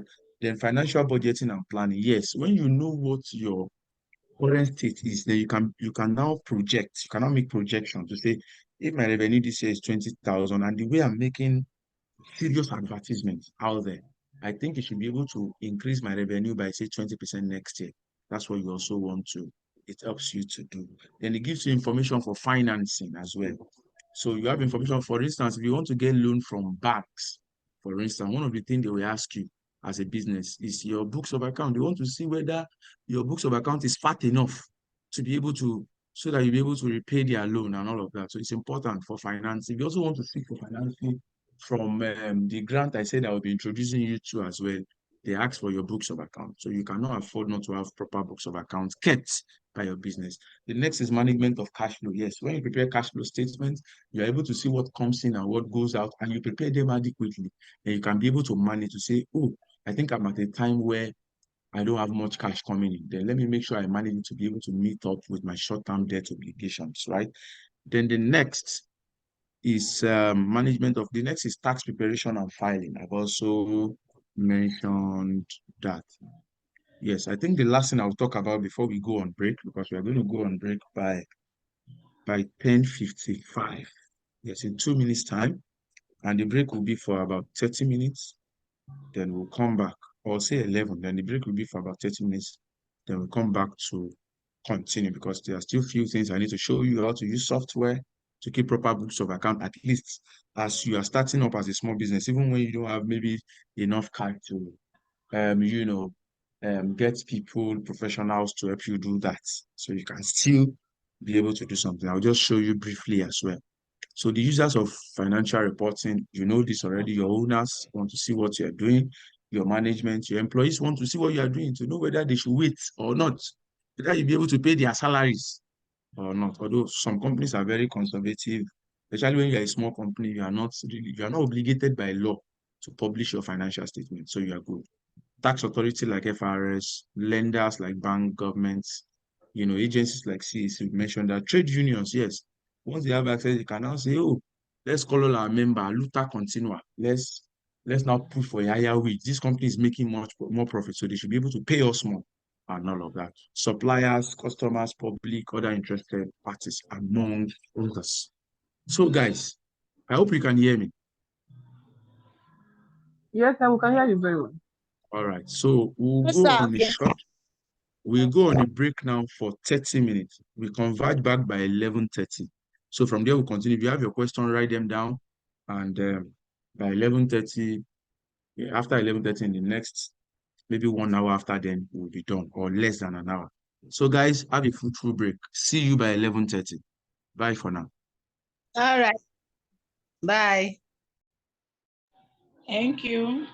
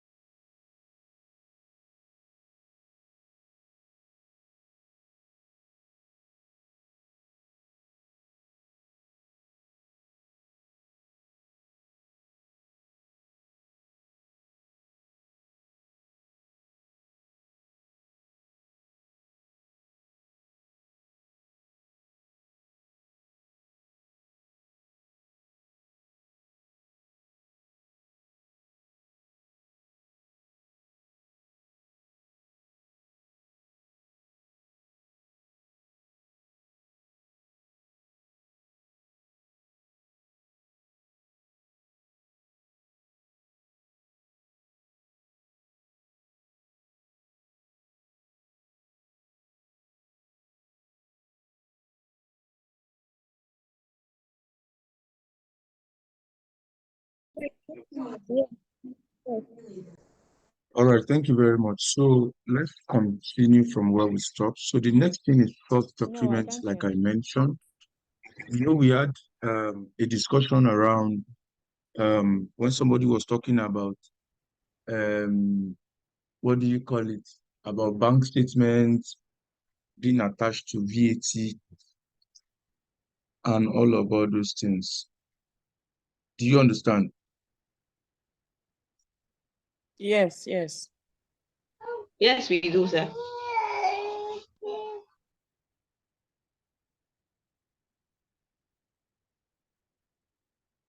All right. So what are source documents? I've told you the evidence, the fact that the transaction has occurred, right?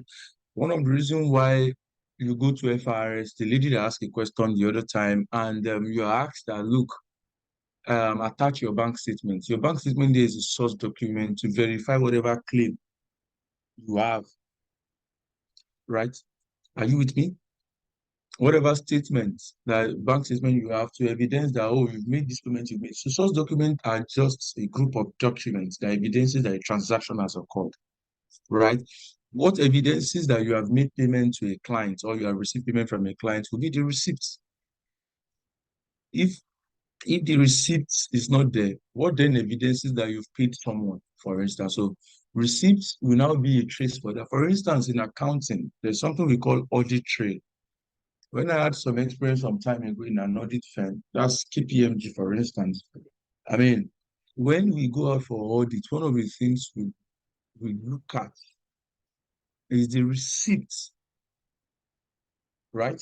Is we now begin to look at what evidences those transactions. And there's something we call audit trail. Audit trail is how we know trace transaction from inception to conclusion, right? So even sometimes when there is an issue where there is fraud, right? One of the things we want to do, right, is to now check how much have you paid, right? How much did we pay at this time? How much was included? They will begin to trace it. That's why you see, if for some of you who offer certain services, when you offer certain to structured firms, one of the things they ask you is to send an invoice, right? An invoice shows that, oh, this service has been, offered, and this amount has been paid. So what you just need to know about source documents is that when you're talking about proper bookkeeping, you cannot keep proper books if you don't have source documents, if you don't have documents that evidences those transactions, right? So receipt, invoice shows the quantity of goods you are supplying or what the service look like, the amount you are charged, and discount. If there's any discount, I mean, applicable to that. We also have what we call deposit slips, right? So deposit slip, for some of you who, when you go to the bank now, you make a transfer, what also evidences those transfer is the deposit slips, right? So it shows that, oh, you deposited so amount. So these are just examples of them. You can see the bank statement is also there. And I told you under Tax Pro Max as well, you have a section where you upload some of these documents that evidences those transactions, right? Another one is check counter forms. What's check counter forms? If you have seen a check before, there's a portion of that check that you cannot detach from the checkbook. That place shows the number of the check and some things that are unique to that particular checkbook. So that also can form a source document for that particular check.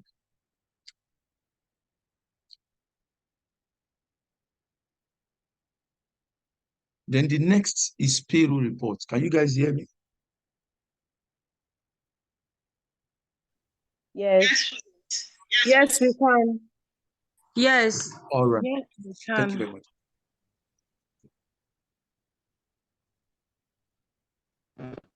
Hello, can you guys hear me? We can hear you. Yes, please, we can hear We can hear you. you clearly. We can hear you clearly. Yes, we can.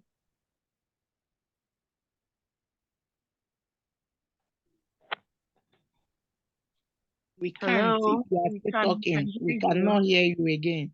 Yes, at the moment we can't hear you. You are still talking. We can't hear you. Oh, guys, sorry, I muted myself. I didn't know. Apologies. Can you hear me now? Yes, we Yes. can. We can hear you Perfect. now. Thank you. So I said another one is payroll report. So payroll report for firms are source document to show what you have paid your staff so far. For instance, in times of audits, when we want to know, oh, what have you paid your staff so far? So the payroll report shows the head counts of your staff and also what you have paid them. You cannot just come to me and say, oh, we've incurred so amount as payroll and all of that. Something must officially evidence that, right? So all these are just examples of source document. I don't need to overflog it, but what you need to know here, which we've had discussions, questions around that, where tax formers ask you to attach a document, where somebody went to FRS office and you're asked to attach your bank statement. So in accounting, in the world of accounting and finance, we don't joke with source document. That's what tells us that some transactions or some event has occurred. So purchase orders as well, when you make purchase, what shows them? Debit note as well, debit note and credit note to correct undercharge, whether a customer has been undercharged or overcharged. All of that shows that. Then the next thing I want to talk about is the accounting cycle. Just like the way human beings go through a cycle biologically, from conception to becoming a fetus. I mean, I'm not about a biologist, but for some of you who are biologists, just take it, just take it the way I give you, eh? So but I know that it's from conception to you grow to fetus. I'm using my secondary school days biology. Just manage it, eh? Eat it like that. So to fetus to then you are giving birth to, then from there, you are giving milk. The time will come, you can eat. The time will come, you can sit, you can crawl, you can walk, and at the end of the day, we die, right? So that's what ends the cycle of every human. I don't know if there's another research that says after death, there's still another thing that speaks to the cycle of human. But I know you understand what I'm saying. The same way accounting has a cycle, right? You can see it moves from source documents. Can you see this? From source document, it goes to your journal, which is the principal books of account. Then it goes to your ledger, which is your individual books of account. Then it goes to your trial balance, which test your arithmetical accuracy of your transaction. Then the last but not the least is your financial statement, where you have your income statement. The question is, what is now a financial statement? This financial statement is let me use the word evidence at this point by IAS 1. I told you accounting is governed by some statements. One of them is International Accounting Standard number 1, right? It spells out what a complete financial statement should contain. Anyway, number 1 is the income statement. You must have heard me mention income statement over and over again, right? The income statement should tell us whether you have made a profit or a loss for the period. Very, very important. So that's part of what you will file with your return, your income statement. It tells us whether you have made a profit or loss. You want to do your financial performance. Are you doing well in terms of profits? Then the next one is statement of financial position, what you traditionally known as balance sheet. You want to tell us the state of affairs of the organization from the asset to the liability to the capital. You want to look at what it looks like. So it's part of what you also attach to your to file for filing purpose. And the next one is your statement of cash flow, right? Your cash flow only shows anything that has to do with cash alone, movement of money inside and outside. Movement of money inside and what? Outside. Anything that does not involve the actual movement of money is not recognized in the cash flow statement. And remember, I told you this is in line with an accounting standard IAS number 7. That's International Accounting Standard number 7. It governs the preparation and presentation of cash flow statements. I know you guys are not accounting whatever, so I don't need to kind of bore you on, but you need to have a general knowledge of what it looks like. Next one is a statement of shareholders' equity. That only speaks to if there is a movement in the equity of the firm. For instance, equity, I've told you in a layman's language, is what constitutes your capital, right? For instance, if your capital is 100,000, right, at the start of the year, during the year, maybe you make more profit because in accounting, when a business declares profit, a portion of those profit are retained in the business because it's retained profit or retained earnings. And we add it to the capital to make sure that we bolster, the funds that is available for the business to expand, right? So that's what statement of changes in equity does. It tells us if there's any changes in that your capital structure during the year. Maybe one of your shareholder resign, you have to give him the equivalent of the shares in cash to reduce your shares, your equity like that. Or you make a loss. A loss will also sap into your your shares or shareholders equity. So that shows it. Then the other one is no to financial statement or disclosure. Every other thing that cannot be disclosed in the income statement, statement of financial position, cash flow statement, statement of changes in equity will now be stated in like sentence or in words attached to your financial statement. For instance, after this chart, if you download account statement of public limited liability company, for instance, just to kind of give you maybe a general overview of what it looks like, for instance, you will realize that there is a section where they have notes to the financial statement. They tell you this is how we arrive at our expense. Oh, they can also in the notes to there's something we call contingent liability. Contingent liability. I think some of you may have had it before, or particularly the lady who studied law must have had it. So contingent liability in accounting, for instance, is any liability that we are trying to project.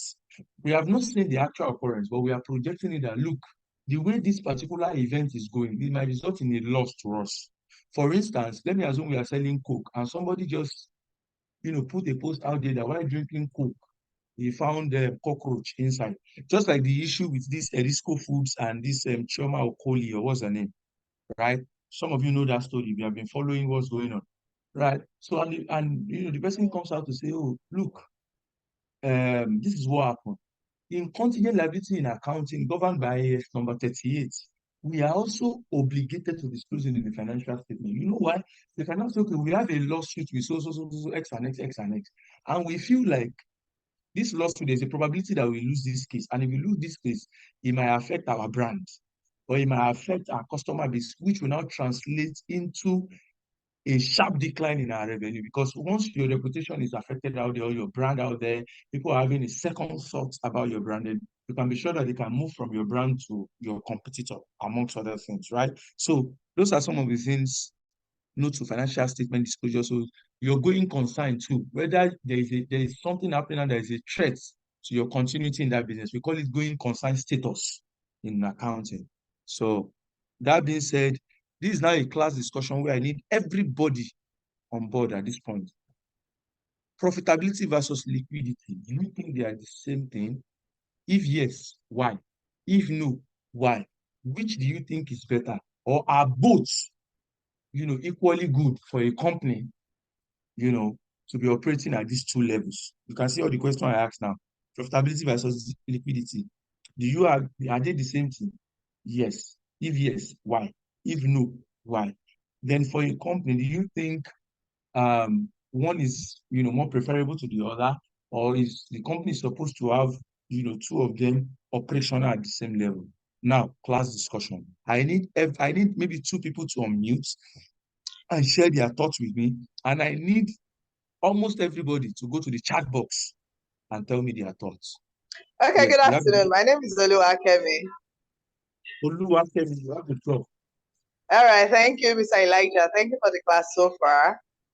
Okay, I've not been an accounts person, but I've been married to one for 15 years. So let me see if I know a bit of what he does.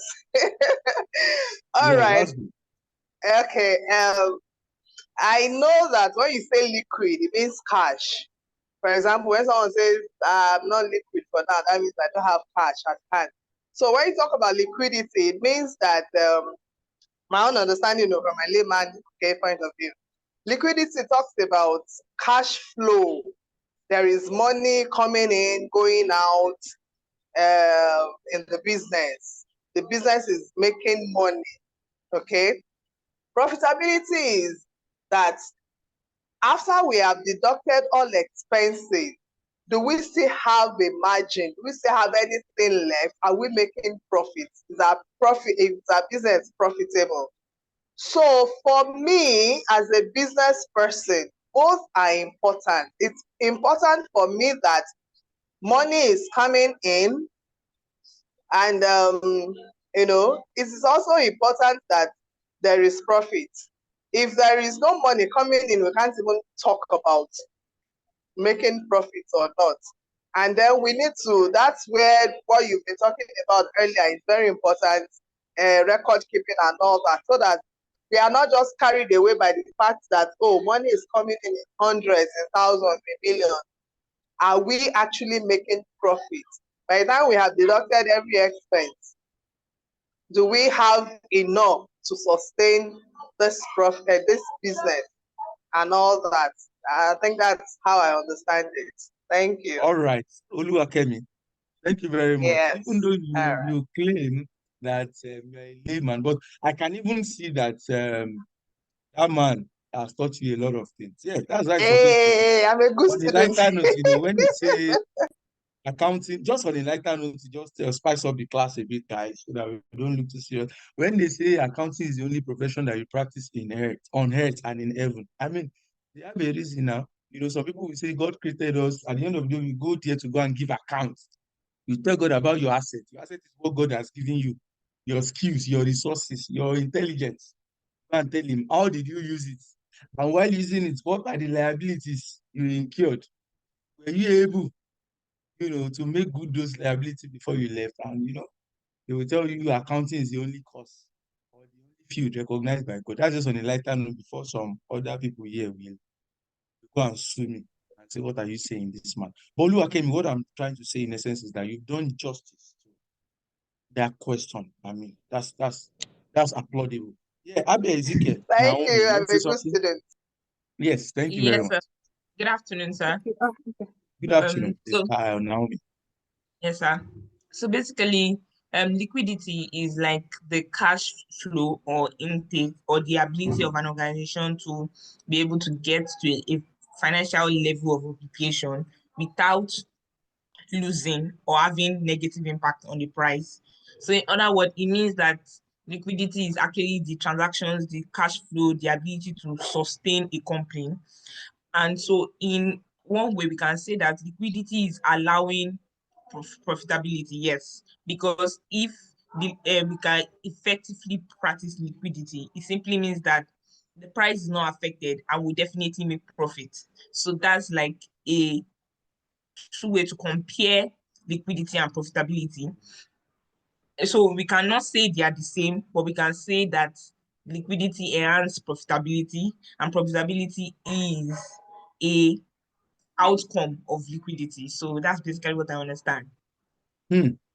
Makes sense. Your name, sorry. Naomi. Naomi has also done justice. I have scholars in this building. That's good. Okay, let me take one more person. And for some of you who have known, I say I only need 3 people to unmute. Others, I expect that if you didn't unmute yourself to speak, that chat box must be on fire. Yes, and I can see already. I'm seeing some people, saying something. I'll read that afterwards. So the last person, please, you have the floor. Good Your evening name, and good and go ahead. afternoon, everyone. Good afternoon. Can everyone hear me? Yes, good afternoon. Your name and My the name floor. is Godalo Victory, and Victory. I think profitability is just simply a company's ability to generate profits, which is like the main aim of most, if not all, businesses. But liquidity is the ability for the company to meet its financial obligations. That is their financial responsibilities, yes, to carry it out and to meet it.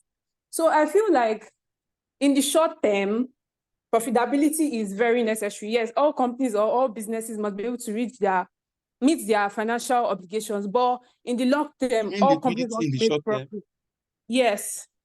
Okay, because you mentioned But profitability. Go ahead. high Just wanted profitability to will mention. be more necessary in the long term run.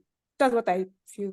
That's what I think. Thank you. That makes sense, Victory. Thank you very much. So let me move to the chat box to see those who have responded. If you have not responded, you are wrong. Yes, both liquidity are okay. Let me start from Bisola. I think that's the person. Both liquidity related to current assets and working capital of the country. Perfectly makes sense. Liquidity focuses on cash assets that quickly become cash, correct, and short-term liability. Profitability focuses on profit in relation to revenue. Makes sense. For me, liquidity can be likened to high turnover, while profitability implies having this one, having a what? Okay. Liquidity is the ability, Telma, of a company to convert cash, asset to cash, acquire cash, and pay short-term obligations. Profitability, organization, ability to generate income using resources that's available. Correct. Child care. Liquidity is total revenue of your business, while profitability is the amount realized after removing costs. Both are very important. I love that. Liquidity is the measure of availability of cash and cash flow focuses on cash as a short-term liability. Profitability focus on profit. It's measure of profit of a company. Perfect. Bisola implies okay. This is the continuation of your chart. Implies having profit for each product. Both are important. Yes. Beside I'm a medical personnel. Please be using small. Don't worry, you are covered. Bisola. That's why you are beside I mean. That's why you are here. Liquidity and profitability are not the same thing, despite the fact that they are related. Since liquidity measures the cash flow of the business. Business can be liquid and not profitable. Sometimes when I ask questions like this, just that probably today I just feel like, okay, let me not bore you guys. There are ways I ask all these questions. It just reminds me of what who is this person? Isioma is saying here that the business can be liquid but not profitable. In fact, that's why I could have asked you. All business are liquid but not profitable. Discuss. Some of you can remember some of those courses you did when you were in the university. 30 marks, compulsory question. Those kind of evil questions are usually compulsory question and carrying the highest mark. Some of you can relate, right?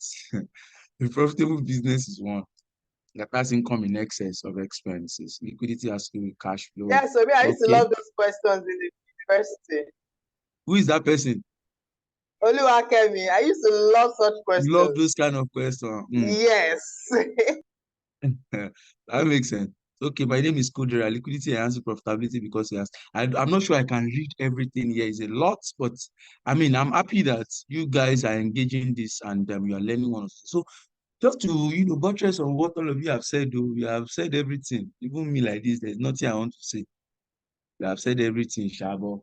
Let me just add one or two things to it. Like, you're right. When you talk about liquidity, you're talking about the ability of a firm or business, to meet its short-term obligations.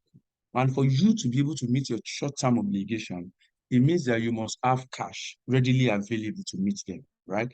A good example is paying salaries. A good example is, money you need to, we call it running costs. There are some expenses that are running expenses in your organization. For instance, in the case of Nigeria, where you cannot be sure of power supply and what you are producing regards power supply, you'll be sure you need to buy diesel almost every day. Although you might decide to buy, month on month. But if you take that divided by 30, you know that it's like saying you spend money on fuel almost every day. There's certain things you pay salaries every month. But when you talk about profitability, and liquidity is usually shown by a statement in accounting known as a cash flow statement, like I explained in the previous slide. Directed by 7. Then profitability only just tells us the financial performance of a firm. How profitable is the firm after you have taken cognizance, the revenue and the expense. When you net it off, then you get difference. But the thing is, out of the two, now this is the last thing I want to do in the next 2 minutes because I need to move very fast. But it has to be engaging and you have to learn. My goal is at the end of each of the classes I take, beyond the slide, beyond the discussion, there should be something that resonates with you that as you move on, you will not forget and you'll be able to apply to your business, whether you are an accounting or business-related person or not. So let's do this in the next 2 minutes. We are going to vote now, just personally, just to spice things up in the chat box. If you believe that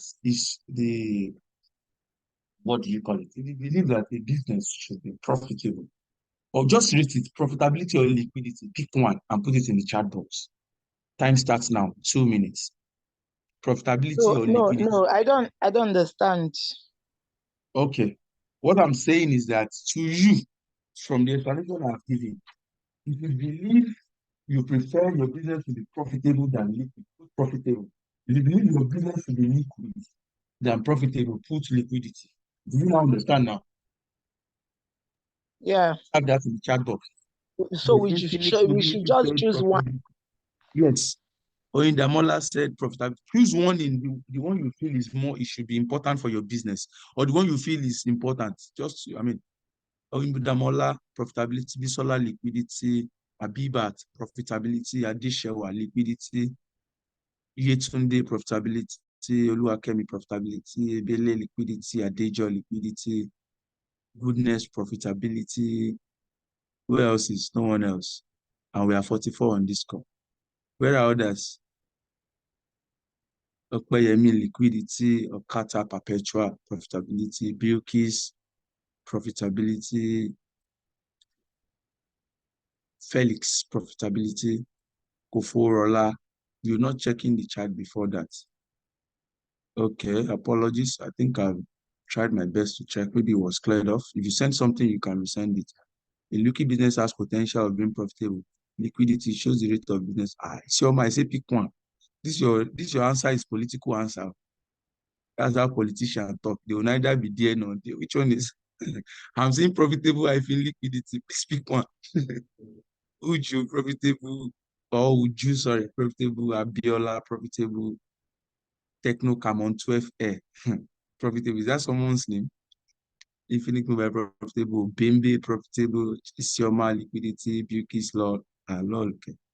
Chinaza liquidity, Koforola profitability. So from what I can see in the chat box now, Victory, everyone, all of us are tilting towards profitability. We are correct. I mean, profitability is important. But may I submit to you that liquidity is important? If there's any word like that. Profitability is important, but liquidity is what, everybody? Liquidity is what? Important, sir. Important, sir. If there's I, any word sus like that. I suspected as much. You know why? Let me Yeah, tell yeah. you why. You know why? In fact, Let under me the let, UK let, law. let me try the why. Okay, go ahead. I think the why is because liquidity talks about converting assets to cash. So Yes, if at any time the business is not making profits that can sustain it, and you have liquidity, as in you have assets, you can easily convert them and the business keeps going. That's my correct. little understanding. And what You happens are when right. you are done converting all your assets? When you are not making profits over a long period? Yeah, For you are how correct. long will you continue to convert assets to cash? Every You are correct. business, when you set up a business, the aim is, in as much as the business goal is to solve a particular problem, the aim is to make profits. Now, Correct. along the line, things come up that you have challenges up and down, and there are times you make losses. And so when you have the profit, the liquidity is like something to fall back on. With that and your plans, strategies being properly put in place, there is no how you will not bounce back to make profits. That's correct. Thank you very much. That liquidity, because every business is to make profits, and so you'll be able to wage against those things that will make you fall short. Correct. Thank you very much. I mean, thank you for the contribution. That makes sense. Okay, chat box. Madejo is saying liquidity with this emoji showing you are going up. Come, Madejo, did you join Aluta when you were in school? Because this attitude look like Aluta attitude. Don't mind me, I'm just kidding, right? But it's good. I mean, that's what spice things up, right? Now, thank you for your contribution. Now, let me just throw more light on that, right? Liquidity is more important, and I will tell you why. Please, a second, guys, a second.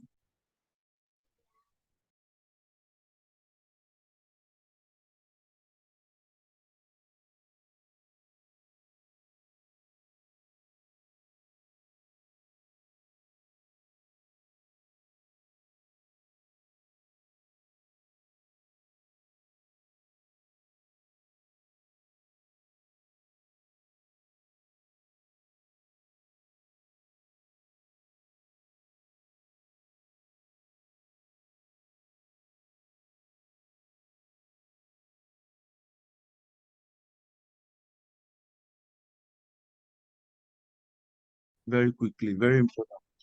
Yes, so what I'm saying in essence is that when you talk about liquidity is more important. Like I said, like the slogan I said that is important is that, see, when a business is not liquid, you don't even have the chance, or you don't have the likelihood that you still be in business even for the next foreseeable future.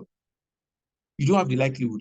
You are not able to, you don't have cash to pay staff salaries, you don't have cash to, meet the running costs. For instance, that business will die. There is an analogy in economics, if you remember, when you're talking about the perfect market and imperfect market, and it says that when a business is not able to cover at least its average variable cost, what do you advise it to do? Economic student, you advise that business to shut down. Your variable cost is those costs you need. They are directly proportional to what you are producing. So it means that if you cannot incur the necessary cost to even produce in the first place, then you are as good as not being able to run that business. Then you advise that you shut down.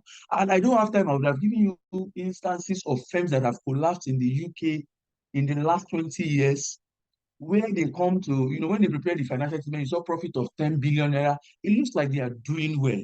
But in actual sense, they fold up, and it even led to about 1,008 being out of job.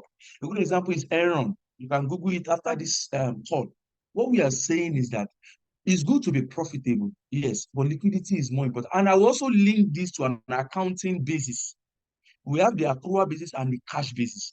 Remember that when you prepare, for some of you who have some accounting background or knowledge, you remember that when you prepare your income statements, and if you don't, you need to know it in case you employ somebody to, so that when you are making decisions, you are making decisions from a well-informed standpoint. I mean, remember that when you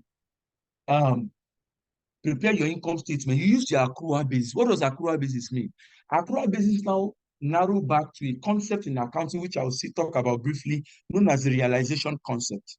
Realization concept, sorry, excuse me.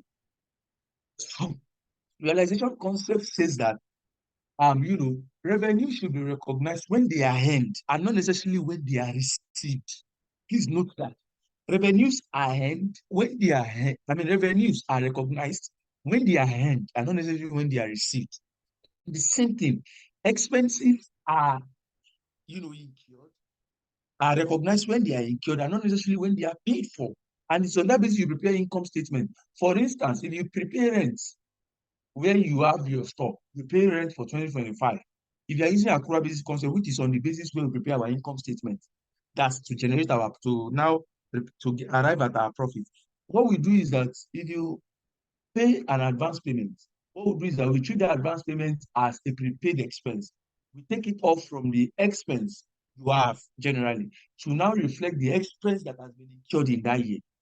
Another thing is, if you are owing somebody, maybe you are owing salaries, for instance, when we are calculating the salary for the year, we add the salary you have normally, you are supposed to pay this year normally, plus the one you have been owing in previous year to account for this year. That's for expense part. The revenue part, recall that when you are recognizing revenue for income statement purposes, there are some of your customers you have, dispatch your goods to, but because maybe they don't pay immediately, they pay after 3 months, and you dispatch the goods to them, we call it T+3 payment cycle, and you dispatch the goods to them, say around November. That means you will not get November 2023. That means you will not get payment until maybe January, February 2024, right? But when you are preparing the income statement for 2023, that figure of revenue that you have not received, that goods you have dispatched, you include it as part of your revenue for that period. The question is, have you received the money? No. But you include it because you have earned it. What is the definition of IFRS when it comes to earning a revenue? It means that you have completed your own parts of the contract. You have completed your part of sending the goods, your own side of it, transaction you have done, you are just expecting money. What now happen if along the line the person owing you, let me assume is a sole proprietorship business, of course you know the disadvantage. The person now owing you now dies or now falls sick, and you have recognized that revenue for 2023 annual report, it shows that you are making profit. But the honest truth is that, does those profit translate to actual cash? The answer is no. I'm giving you an in-depth insight to even what is behind the financial report of big companies you see, and you're like, oh, these companies are doing well. That's what I'm trying to give you, the in-house information that you may not be aware of. So the way we prepare income statements is different from cash flow statement. So we usually say that while it's good to be profitable, that your books should show that you are profitable, it's very, very important that you are liquid, because you need to be liquid to in the short term, to even make sure that you survive the short term before you now even talk about the year end where you are preparing your income statements. Do we get the difference now, guys? Well, this guy Well, is, oh, Yes. did you get the difference now? Yes. Yes, And yes, it's very yes. clear. Yes. Yes. So that is why we say that liquidity is more important. So quickly, basic regulations. You have IFRS, International Financial Reporting Standards, that you should know when it comes to bookkeeping. You have Company and Allied Matters Act, as explained that. You have Finance Act. You have Finance Act. I've also explained that. You have Company and Allied Matters Act, CITA. We've talked about that. You have personal income tax. For some of you who are in employment, right? You need to also know what personal income tax is also talking about. So if you're in employment, things around pay, personal income tax 2011 has amended, governs anything that has to do with individuals' income. Now, the next thing you need to know are the general tips that will make your business stay afloat of, imminent collapse. Just general tips that you need to know. Number one, you need to understand the peculiarities of your customers. Very, very important. Yeah. Because everything you do, your customer is at the center of what you do. And you remember when one of you was giving us the definition of a business, you said a business is set out there to satisfy a need. I've forgotten who gave me that definition, right? So if that is the situation, then if your business must stay afloat of collapse beyond the financial aspect, you must put your customer at the center of what you do, right? And you need to understand their peculiarities. Don't tell customer, hey, that the same process I give you is what I give customer. Why is it that you are complaining? No. Customers, you should understand that customers have different peculiarities, and you must be able to deal with them or operate with them at that level if your business must thrive. The next thing is to separate business resources from personal. In fact, this is what has made a lot of businesses in Africa to crumble. We don't understand the difference between personal resources and business resources. You hear, it's my capital, this is my money I used to start the business, and it's the same money I used to go and buy fuel in my personal car. It's not the same thing. My money, the business money is the same thing. And if you should see money to spend, that's what some of you, that's one of your mantra. As long as you can see money to spend, whether it's business money, whether it's your own personal money, you say, no, business money is also my money. I have to run the business registered in my name. That is a wrong mentality. That is something you may want to. In fact, in accounting, there's a way we account for it. We keep a separate ledger known as drawings, and we use that drawings to reduce your capital. Anytime you have a personal expenses, we use it to reduce the capital you have. That means the capital you have invested in that business indirectly, in case you don't return that money, has reduced. Instead of saying, oh, it's my money, at the end of the day, by month end, you realize that the money you even have in total is not even up to what you used to start the business. Why? Because you fail to understand that personal resources is different from the business resources. And also, where this we also own to is for tax purposes. I said every expenses income must be only reasonably, exclusively, and necessarily for the business. Let me assume you run a business, your girlfriend or your boyfriend or fiancé come, you run a fashion store. Because he came and said, you pick any shirt, it's my business, as much as you can. It's not bad to do that. You can entertain people, but understand that that person is speaking is for your personal use. The person is related to you. The person is not buying it. It's just speaking it. So it's either you return the money. If you think you can add that as part of sales or as part of expenses you use to entertain those visitors that come for you personally, not for business purposes. So personally, and you include it, you'll be shocked that when you are preparing your accessible profit, Tax Pro Max with the relevant tax authority will help you remove the expense and tell you that this expenses is not incurred only, we call it rent, only, reasonably, exclusively, and necessarily for the purpose of the business. So it will be disallowed, and your profit will now be inflated compared to what you might have computed before then to provide for that expenses that is not allowed. The next one you need to know is that you ensure all funds are accounted for, particularly cash which can be easily moved. Yes, in auditing, for instance, one of the things we touchlight when we come to audit, either tax audit or financial accounting audit, one of the things we touchlight very well is cash, because cash is the only thing that can move from one place to another within a twinkle of an eye. Every other asset, what we do is just to secularize, just see whether they are, in existence. If you say you have 60 motor vehicle or buses you are using for delivery, we just check the site and see, okay, you can see the 60. We don't, after we see that, we see some authorization, now, they are authorized, the ownership, and now you bought it. We may not take more, we may not check further details. But when it comes to cash, we touchlight it. Your bank statement is one of the things we spend time to review. How money comes in, how it goes out, because money is the only thing that can move. If you go to a place now, you go and steal someone's furniture, you still have likelihood that maybe you'll be caught on camera, CCTV, or somebody will see you and stop you as you start moving in. But cash can easily be moved. And you can, relate that to what has happened in the past in this country, where you will hear snake swallow money after we can't find the money. You hear 2.1 billion was used to clear a farmland. 2.1 billion. And you begin to ask yourself, how did all this money move? You hear the story of the former Minister of Petroleum, Alice Madueke, still tried up to now for, money running into billions of dollars that was siphoned. The question is, why is it always money? The reason is that we understand that in finance, that money is the only asset that can be easily moved if care is not taken without traces. So it's one of the things we touchlight. That's why you see when you even go and file returns, they ask for your bank statement. We want to see, how did money move? How did it go in? How did it go out? Are you with me? Are you guys with me? Yes. And you are following? Yes. Yes, we are. Somebody's on you. And you are following Yes, me. please. Yes, please. Okay, and you are learning things. You are learning one or two things. I mean, from the rubbish I've been saying since. Okay. It's It's not not rubbish, we are rubbish. learning. It's not rubbish, sir. It's not Ah, rubbish. okay. If you say so, We are me, I'm getting just talking. value from this. Yeah. Makes sense. All right. Thank you very much. So you ensure, and we said it's also needed to secure grants. Sometimes, I mean, proper books of account, when you want to secure grant, they can ask for your bank statement so far. They can ask for your financial report so far, all those things. So it's important to keep it. Then you make provision for tax and put the deadline in mind. I've told you, for companies, the deadline is 6 months. I gave an example earlier on. And tax can also be paid online now. I just added that to it. It's just like, a snippet, right? You keep track of your expenses, but it's very important. In fact, where I work at the moment, one of the things I touchlight personally is the expense and revenue of the organization. Despite the fact that it's present in different countries, I touchlight all the expenses. Why are we incurring these expenses? Is it necessary? Rather than incurring these expenses, are there other things we can do? Don't just spend money because it's available. That's one mentality that I've seen in my experience with small businesses that have made those businesses come. You just spend money by by reflex. Oh, because I feel no.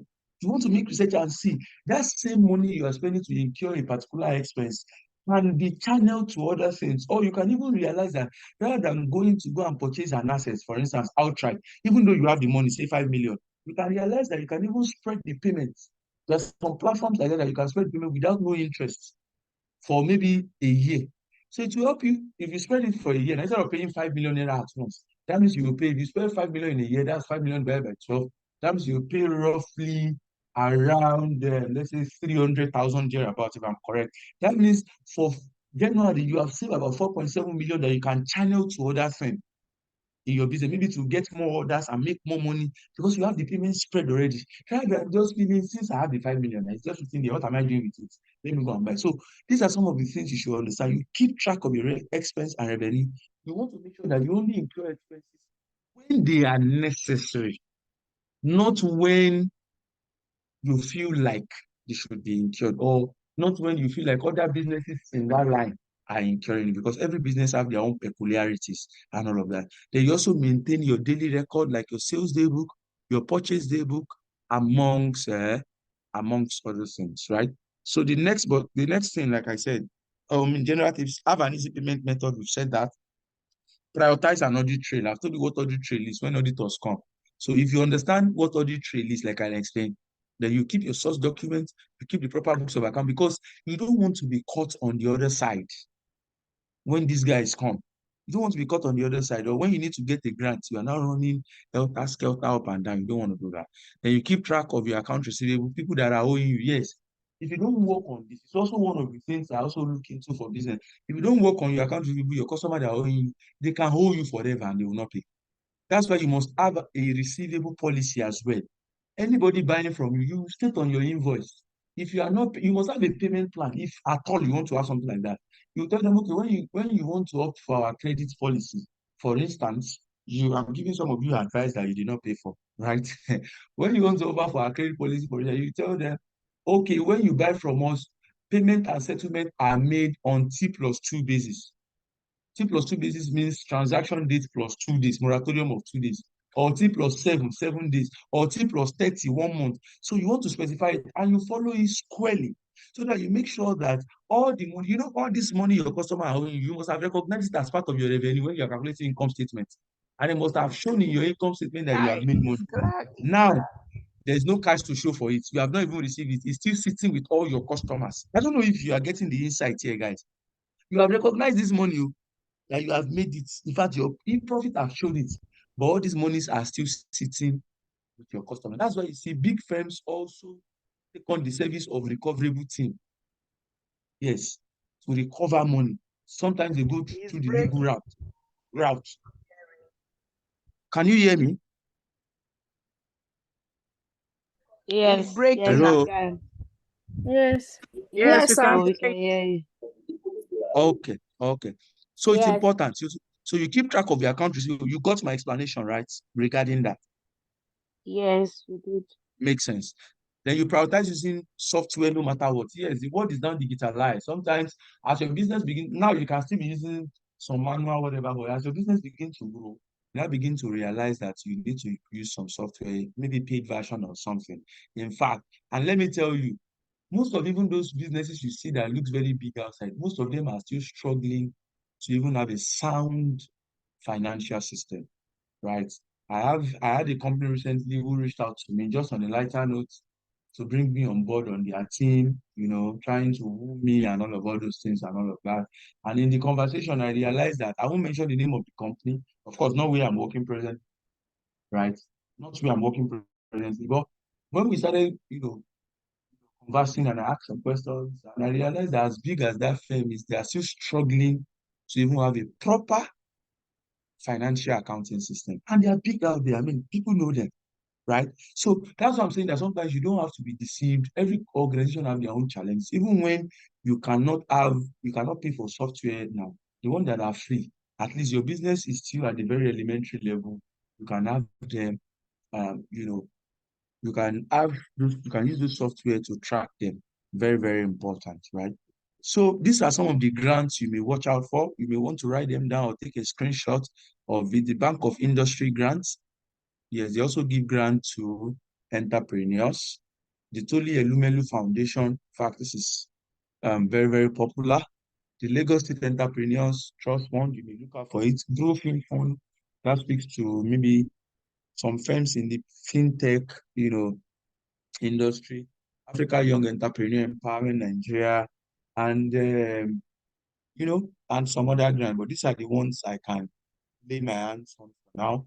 You may also want to look into them and see what their process look like, so that when next, maybe you can also try as much as possible to also file in for some of these grants, and you get money that can also help your business. Bibat Momo, your hand is raised. You Yes, want I to say want something? to. Yes, sir. Concerning this grants, this grant issue, I actually applied for the Tule Elumelu's foundation this year. Okay. Because I've been applying. I think this year is my third time applying. I've never really crossed the first stage, the previous application. But this application, after applying, I think they came in for verification, and I didn't make it at the end of the day after verification. So I don't really know where the problem is exactly. Is it in my grants proposal? Because I know in this year I did a lot of research, and I even had to even employ a grant writer to help me out, pay a grant writer to help me out. So I don't know whether it's because of I don't have an online presence yet for my business, or maybe the business is still closely in its ideation stage, not idea per se, but still very, very new.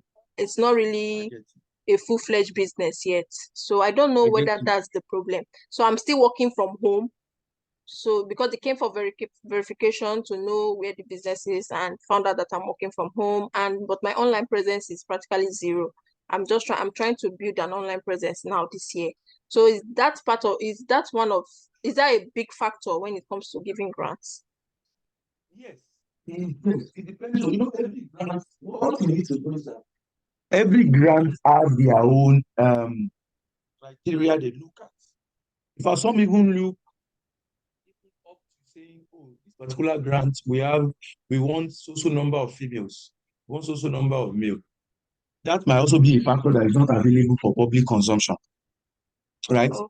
Some of them might be, oh, you must have an online presence, you must have, there will be a lot of people applying, and you must take out people using a particular basis to get the numbers you want. So, like you said, an online presence might be a factor, not that it's school place. But do you know the advice I will give you? That I work for me even beyond, although Okay. I don't run a business presently that makes me want to go for grants, but with my experience, what I think you can do when you're applying for something like that is that go on places like LinkedIn, for instance, get people who have secured that grant before now. Okay. That's the best way you can get, not beyond grants, even if it's scholarship. I remember my days in Unilag, I was on scholarships. And how did I get most of the scholarships? Although you have to write exams and to show whether you are intelligent or not and all of that. But one of the things I prioritize in anything I want to do, I have never gotten, is that you always find somebody somewhere who have gotten it before. So I engage them. Oh, I'm applying for CEPLAT NNPC scholarship then. I called one of my friends that I know, not even one of my friends. I told one of my friends who knows somebody who had gotten it. I asked him, how is the application like? The truth is that there is a saying that one of my mantra that keeps me going is that it's better to prepare for an opportunity and not have one than to be presented with many and not be prepared. It's a tragedy.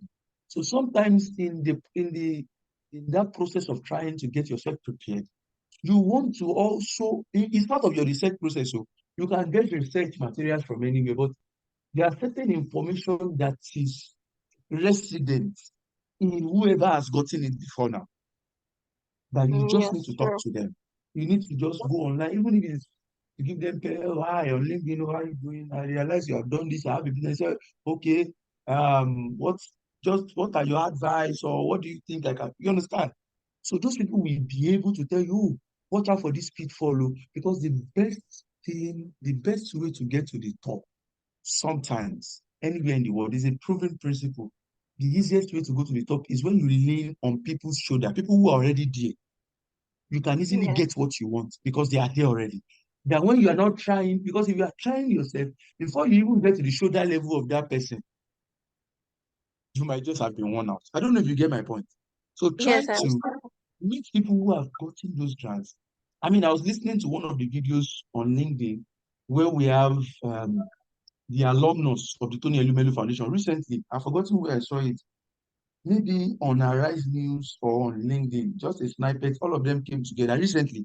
Tony Elumelu brought them together. All of them had the charts, around. So when you get to meet those people, they tell you, oh, this, things that you will not see as part of the criteria online. They will tell you, when you are applying, don't put this. So if you put it, to disqualify you.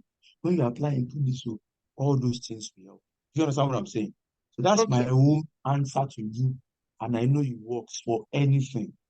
All right, I'll consider that next time. But meanwhile, I've decided that maybe I should put more energy into establishing my business formally before applying for Your grants business again. registered. It's registered, but I want to now kind of like go into production now. Let me have that little online presence. Let me start because I just registered it, but I've not really started as a formal business yet. Got it. No problem. Yeah, thank you very much. Yes, thank you very much. Can we continue now? Excuse me, please. To add to what you told her, can I say something? Okay, this is quickly, just in about a minute. We need to end this class soon. I just want to buttress the point that you pointed out to her.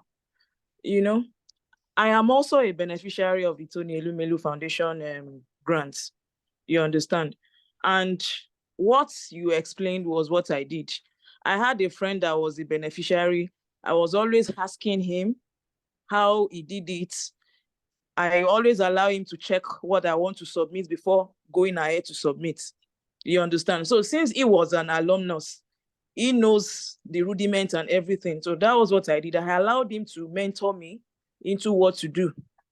And eventually, I was one of those that benefited from it.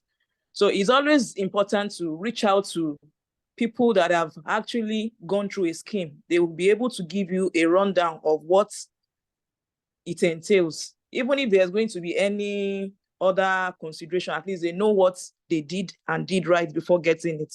So that's just what I want to say. Thank you.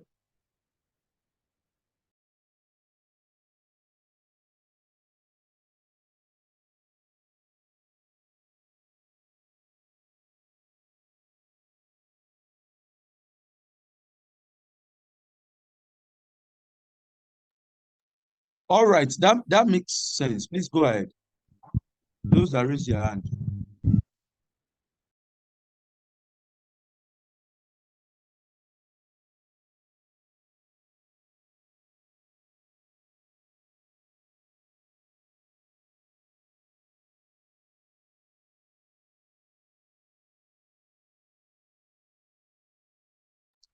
I thought other hands were raised now.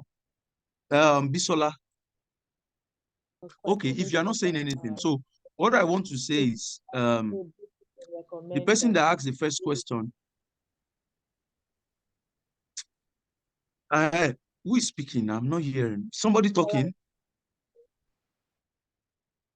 If you are speaking, your mic is very low. I can't hear you. Well, for the person who asked the first question, please hold on. For the person who asked the first question, you can see why sometimes it's good to speak up and not be shy. Just throw down a lighter note. Not even knowing you have somebody in this room who is a beneficiary. So, I mean, your prayer has just been answered. So please reach out to her and, get to know what she did and all of that. And from there, you will learn. And you see that if you now go back in retrospect to what you've done in the past, you now realize that there are certain things maybe you could have done better or maybe you didn't do well. Do you understand? So I think it's good. So it's good to always speak up. Yes, thank you. Yes. I will reach out to her on WhatsApp. Yes. And thank you for your contribution as well. The person who is a beneficiary, I didn't even get your name while you were speaking. Thank you very much, Titi. I think it's Babaranti. Yes, I can't remember. Babaranti, all right. Yes. Thank you. So what are the software you can explore to keep proper books of accounts? Microsoft Excel, QuickBooks, Sage, Expensify, Zoho, etc. All these ones are paid and you need to pay to use them. Can you see them? Right, QuickBooks, Sage, Expensify, Zoho. But in the meantime, Microsoft Excel is still free. So in the meantime, one of the software, who is that person now? Mute yourself now, you are not talking. Ha. Bisola, you not put this your hand down. Is your hand not paining you?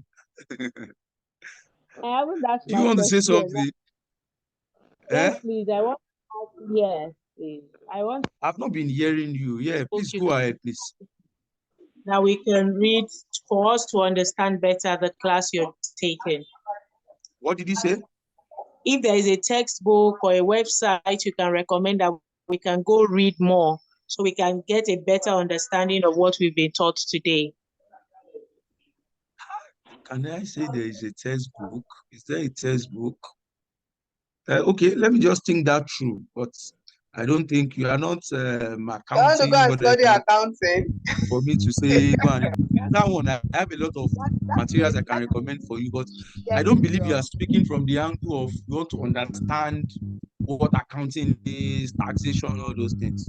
I'm not sure that's what you're trying to say. No, I think that may mean sharing your slides, sending it to us later to have access to it. I think that's what she's kind of saying.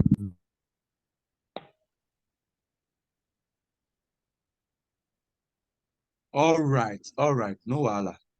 Okay, so I think that is all we have now. If you have any question, you ask me now. Now is the time. I think I've said a lot. Is the only Microsoft Excel that we can use for free? Is there any other one? Because I've actually tried to, when it comes to finance, financial in my business, It's just zero. It's just zero. I have two Okay, accounts zero. with the bank, Access Bank and PA, but they are dormant. I'm not using it to run the business. I moved all the money to Money Point because I have a POS. I said, what is the need of the money being in the other account? And I need money to run the POS. But then, even at that, when I need to buy Maggi, I take money from there. When I need to buy pepper, tomato, everything, business, personal. So the partner has run to the business account now to be eating from there, So it's just what software can we use to properly do this. I know it also needs a lot of discipline, but what free software can we use to properly do all this? But then That's what I'm saying. Only if you want to use the likes of Zoho, I think Zoho is also free to a reasonable point. But if you want advanced features where it can even help you automatically prepare your income statement, your statement of financial position, you want to install, then you'll be going for things like Sage, and is a paid version. But then in the meantime, you can you can use Microsoft Excel to still prepare all those things. If you have let me see if I can May I just share my. contribute to what she just said? We join it on the float direct. May I? The caller. Hello? What? Hello? Please, we should not be talking at the same time. Who is talking? I'm seeing about 2-3 people speaking at the same time. Can I talk? Then the place that is going to attach to Okay, Abibat, that place seems noisy. Please go ahead.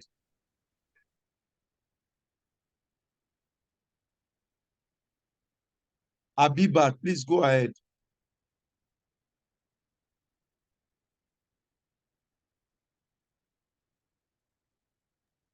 I think they are all muted, so you can continue. But is there something like template that you can editable template? Hello, sorry, I'm tough.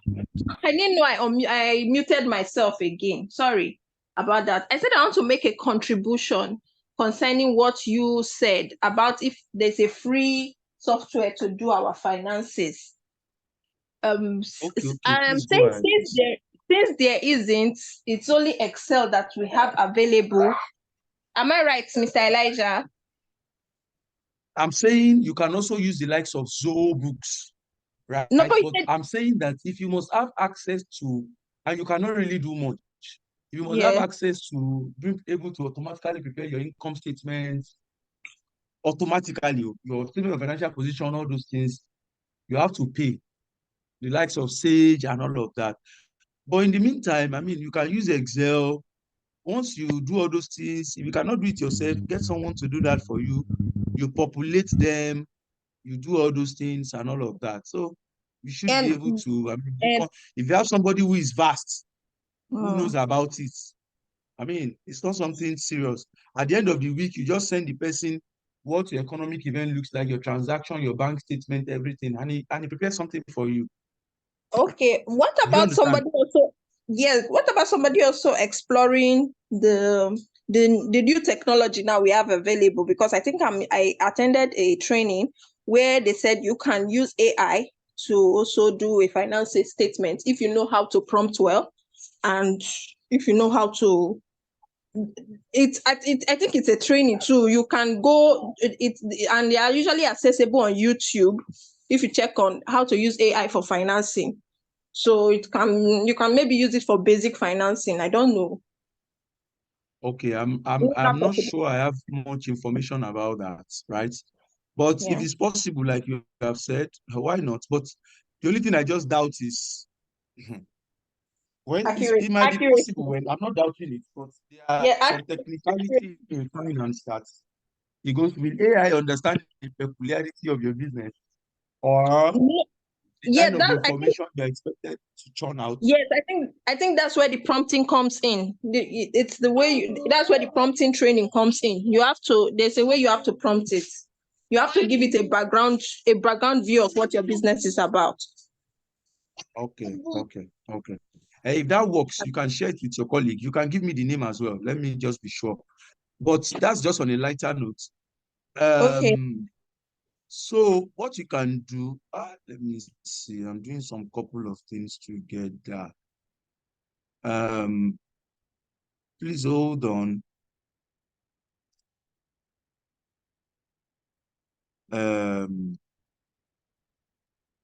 It's just what I will just show you is just the basic Excel, right? Preparing financial statements, using income statements. That one is another conversation on its own. You know why? Because I mean, some of you don't have background in finance and accounting, so it might not be something because along the line, it's a business. Some things will always come up. And along the line, it's not just about templates and going there to fill template and all of that. So there are, if not, in trying to do all those things, you will not go and put the business into another trouble. Because there are certain information you should not share. There are ways you prepare certain things. But let me just see if how can I share my screen?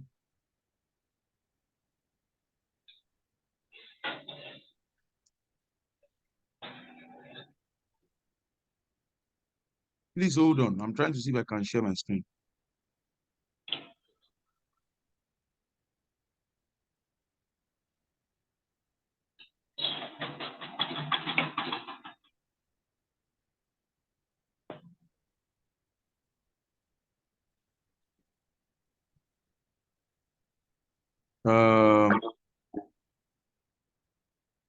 Okay, let me see if I can share.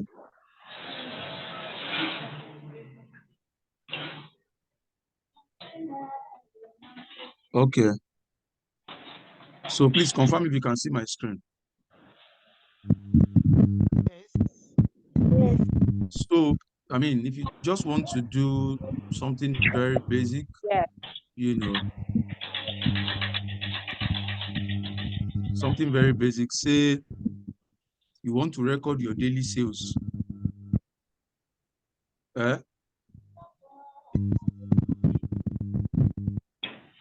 Are you with me? Yes, sir. Yes, So you yes. just want to record your, say, daily sales, for instance. You can maybe have the dates. Say you want to record maybe daily sales that will now later metamorphosize it to, say, your total sales for April, for instance. It's just like, I'm just trying to just do something here. Maybe this might be your day, this might be the details of the transaction, right? I hope you can still see my screen. This can be the Yes. discount, if there is any. In this case, since it's sales, that means it can be discount allowed, right? And this can speak to the what? Amount, right? So if you do this, for instance, hold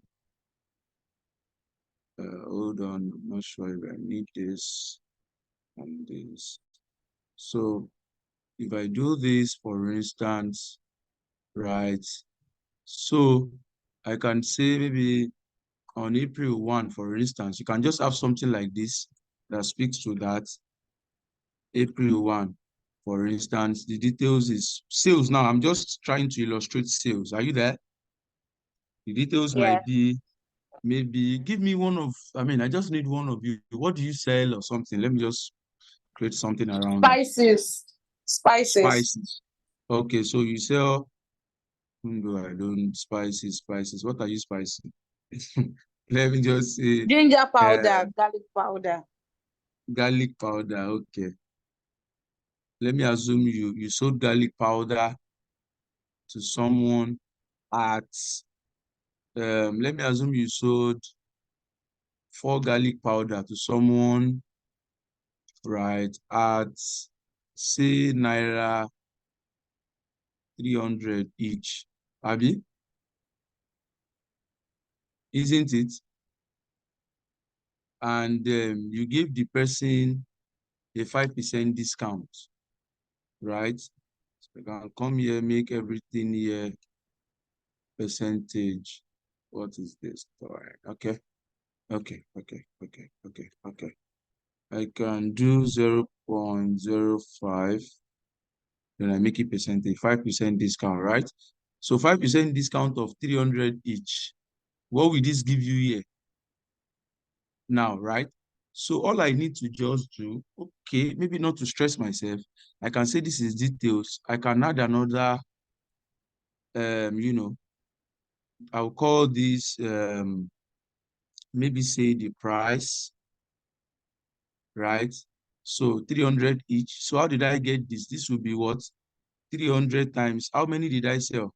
I sell 4. Abi? That's 1,002. Are you guys following me? Abi, I'm following Yes. myself. Yes, sir. Yes, we are. Abi, Following you. you are following me. Okay. So if this is the price, 1,002, right? Okay, let me also do something here.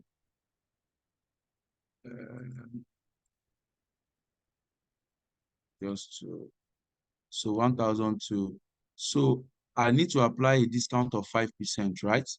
So that means what I'm getting here will not be this price. It will be 95% of this. Since I've allowed 5% out, isn't it? So I come here, I say equals to this times 95%. That's 0.95.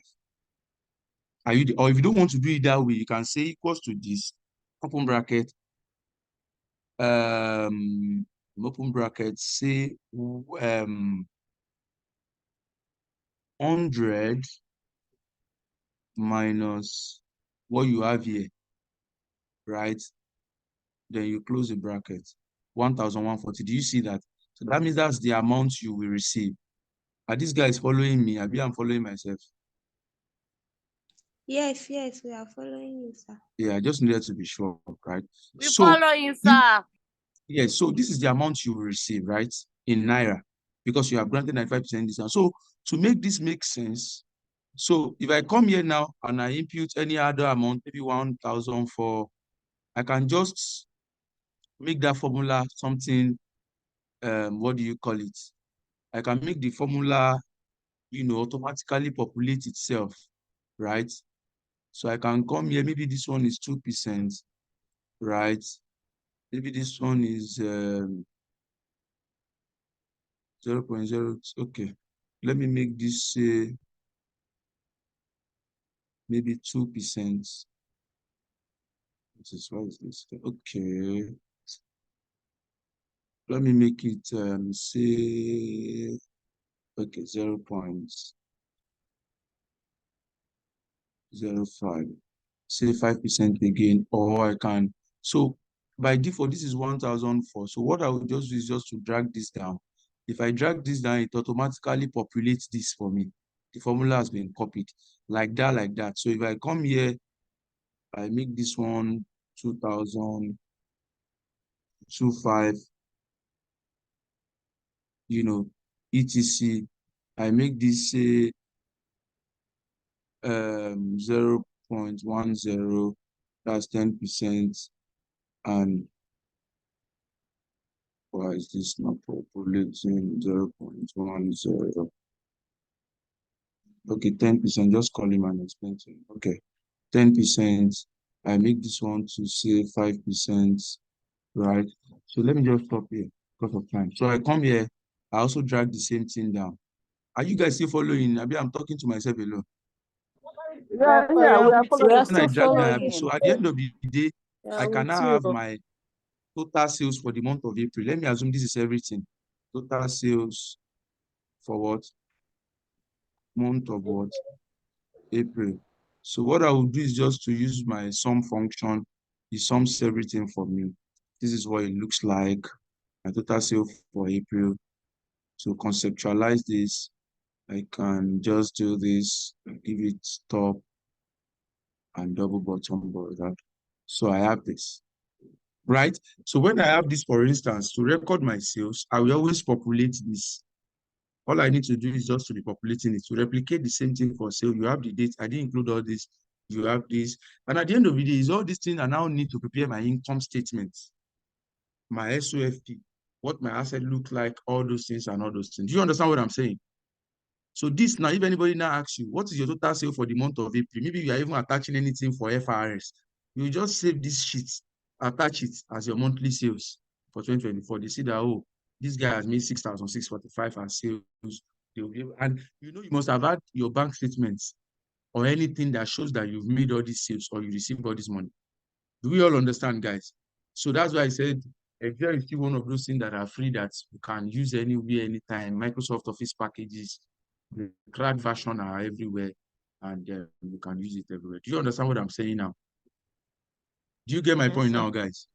Yes, sir. So that's just it. That's just it. So I think with this viewpoint of mine, I've been able to convince you. But you can't split it. What do you say? Sir, please, I have question. Oh, good afternoon, sir. Okay, just Hello? quickly, very quickly, please. Okay, sir. For some of us, thank you so much. It's been an amazing class so far. Thank you. For some people that are into service, sometimes we That find are it into what? difficult to service provide training. Okay. We render, yes. That accounting thing is a very big challenge for some of us because it doesn't really come all the time. It's sometimes monthly, sometimes quarterly. How do we build an accounting or how do we do the bookkeeping for services like that? I don't know if my question is clear. If you are into service, of course, there will be transactions too, right? Service, maybe when Yes, you go sir. and render the service, you get revenue. So you record it as that revenue. That's why I said that what you are doing, everybody have their peculiarities. For instance, if you are in the fintech world, what will be your revenue line will not be the same thing with somebody who is in FMCG or who is in the capital goods sector. Yeah, I mean, I say capital goods, consumer market sector, like the likes of right foods, for instance. What will be the breakdown of right food revenue will not be the same thing with somebody who is in the banking industry, for instance. So it's now your ability to now let us know what your revenue looks like. If you reach out to maybe someone, I would advise that even as small businesses, it does not matter how much more money you will spend. I'm just being honest with you. Reach out to somebody who is savvy in this line. It does not really, I mean, I know the person too will understand what your peculiarities are. If you have to spend a little, to just make sure you are able to put all these things into how they are supposed to be. You can even contract the person to, okay, help me. This is what my business, this is what it looks like. What do you think I should prepare? Those reports, can you help me do something of such, say on a monthly basis? Maybe you negotiate with the person, not something really too much that can work for you. Because I think that's what we help you. Then as you now grow, you will now be able to, that's how most of these small businesses, all these big businesses you see started from. So you need to first understand why it is important to have that function first. Someone who helps you, at least it's not something the person has to sit every day to say, oh, I'm the accountant, but helps you track all those things. At the end of the month, you can see at a glance what your profit looks like, what all your asset looks like, what your cash flow statement looks like, what your statement of changes in equity looks like. The person can help you present an agreed financial statement that you can beat your chest and you can, present somewhere. That's what I think you can do, if you ask me. Right?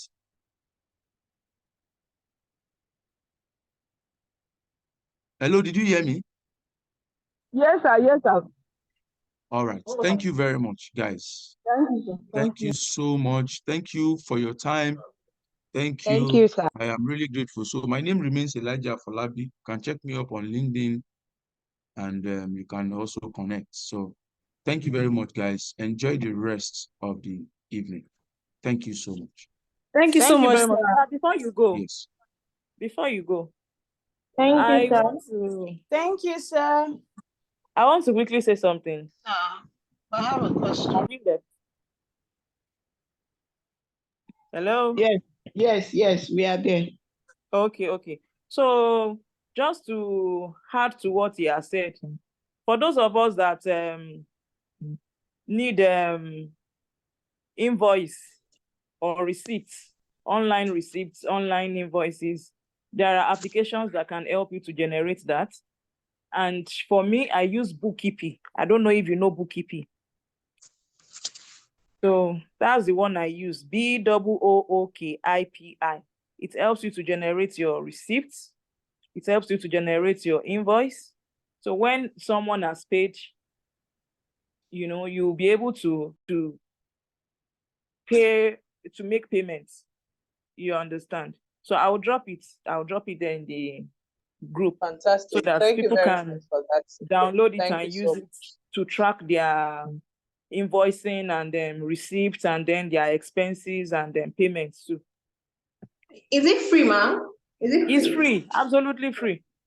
I've been using it for more than 3 years now. And it numbers all my receipts, it numbers all my invoices serially. So if That's I want Thank to you so generate much. I've another been looking for invoice, such. if I want Honestly. to generate another invoice, it continues the numbering from where it stopped. Even if the last business I did was last year and I want to do another one this year, it continues from last year for me. You understand? So it's not as if maybe it will start on a fresh note. It will continue from where it stopped. You That's good. understand? And then You you'll be put able, us you will through also, on you'll the be able platform, to please. customize it. You'll be able to customize it for your own business. You put your business logo, you put your business name, you put your other details like your phone number, your email address, your TIN number, your tax identification number, all those things. You have space to put them. So I'll drop the name of the app and you'll be able to make use of it too. It's very easy to use. All right. Thank you so Enjoy the much. rest- All Enjoy the rest right. of it.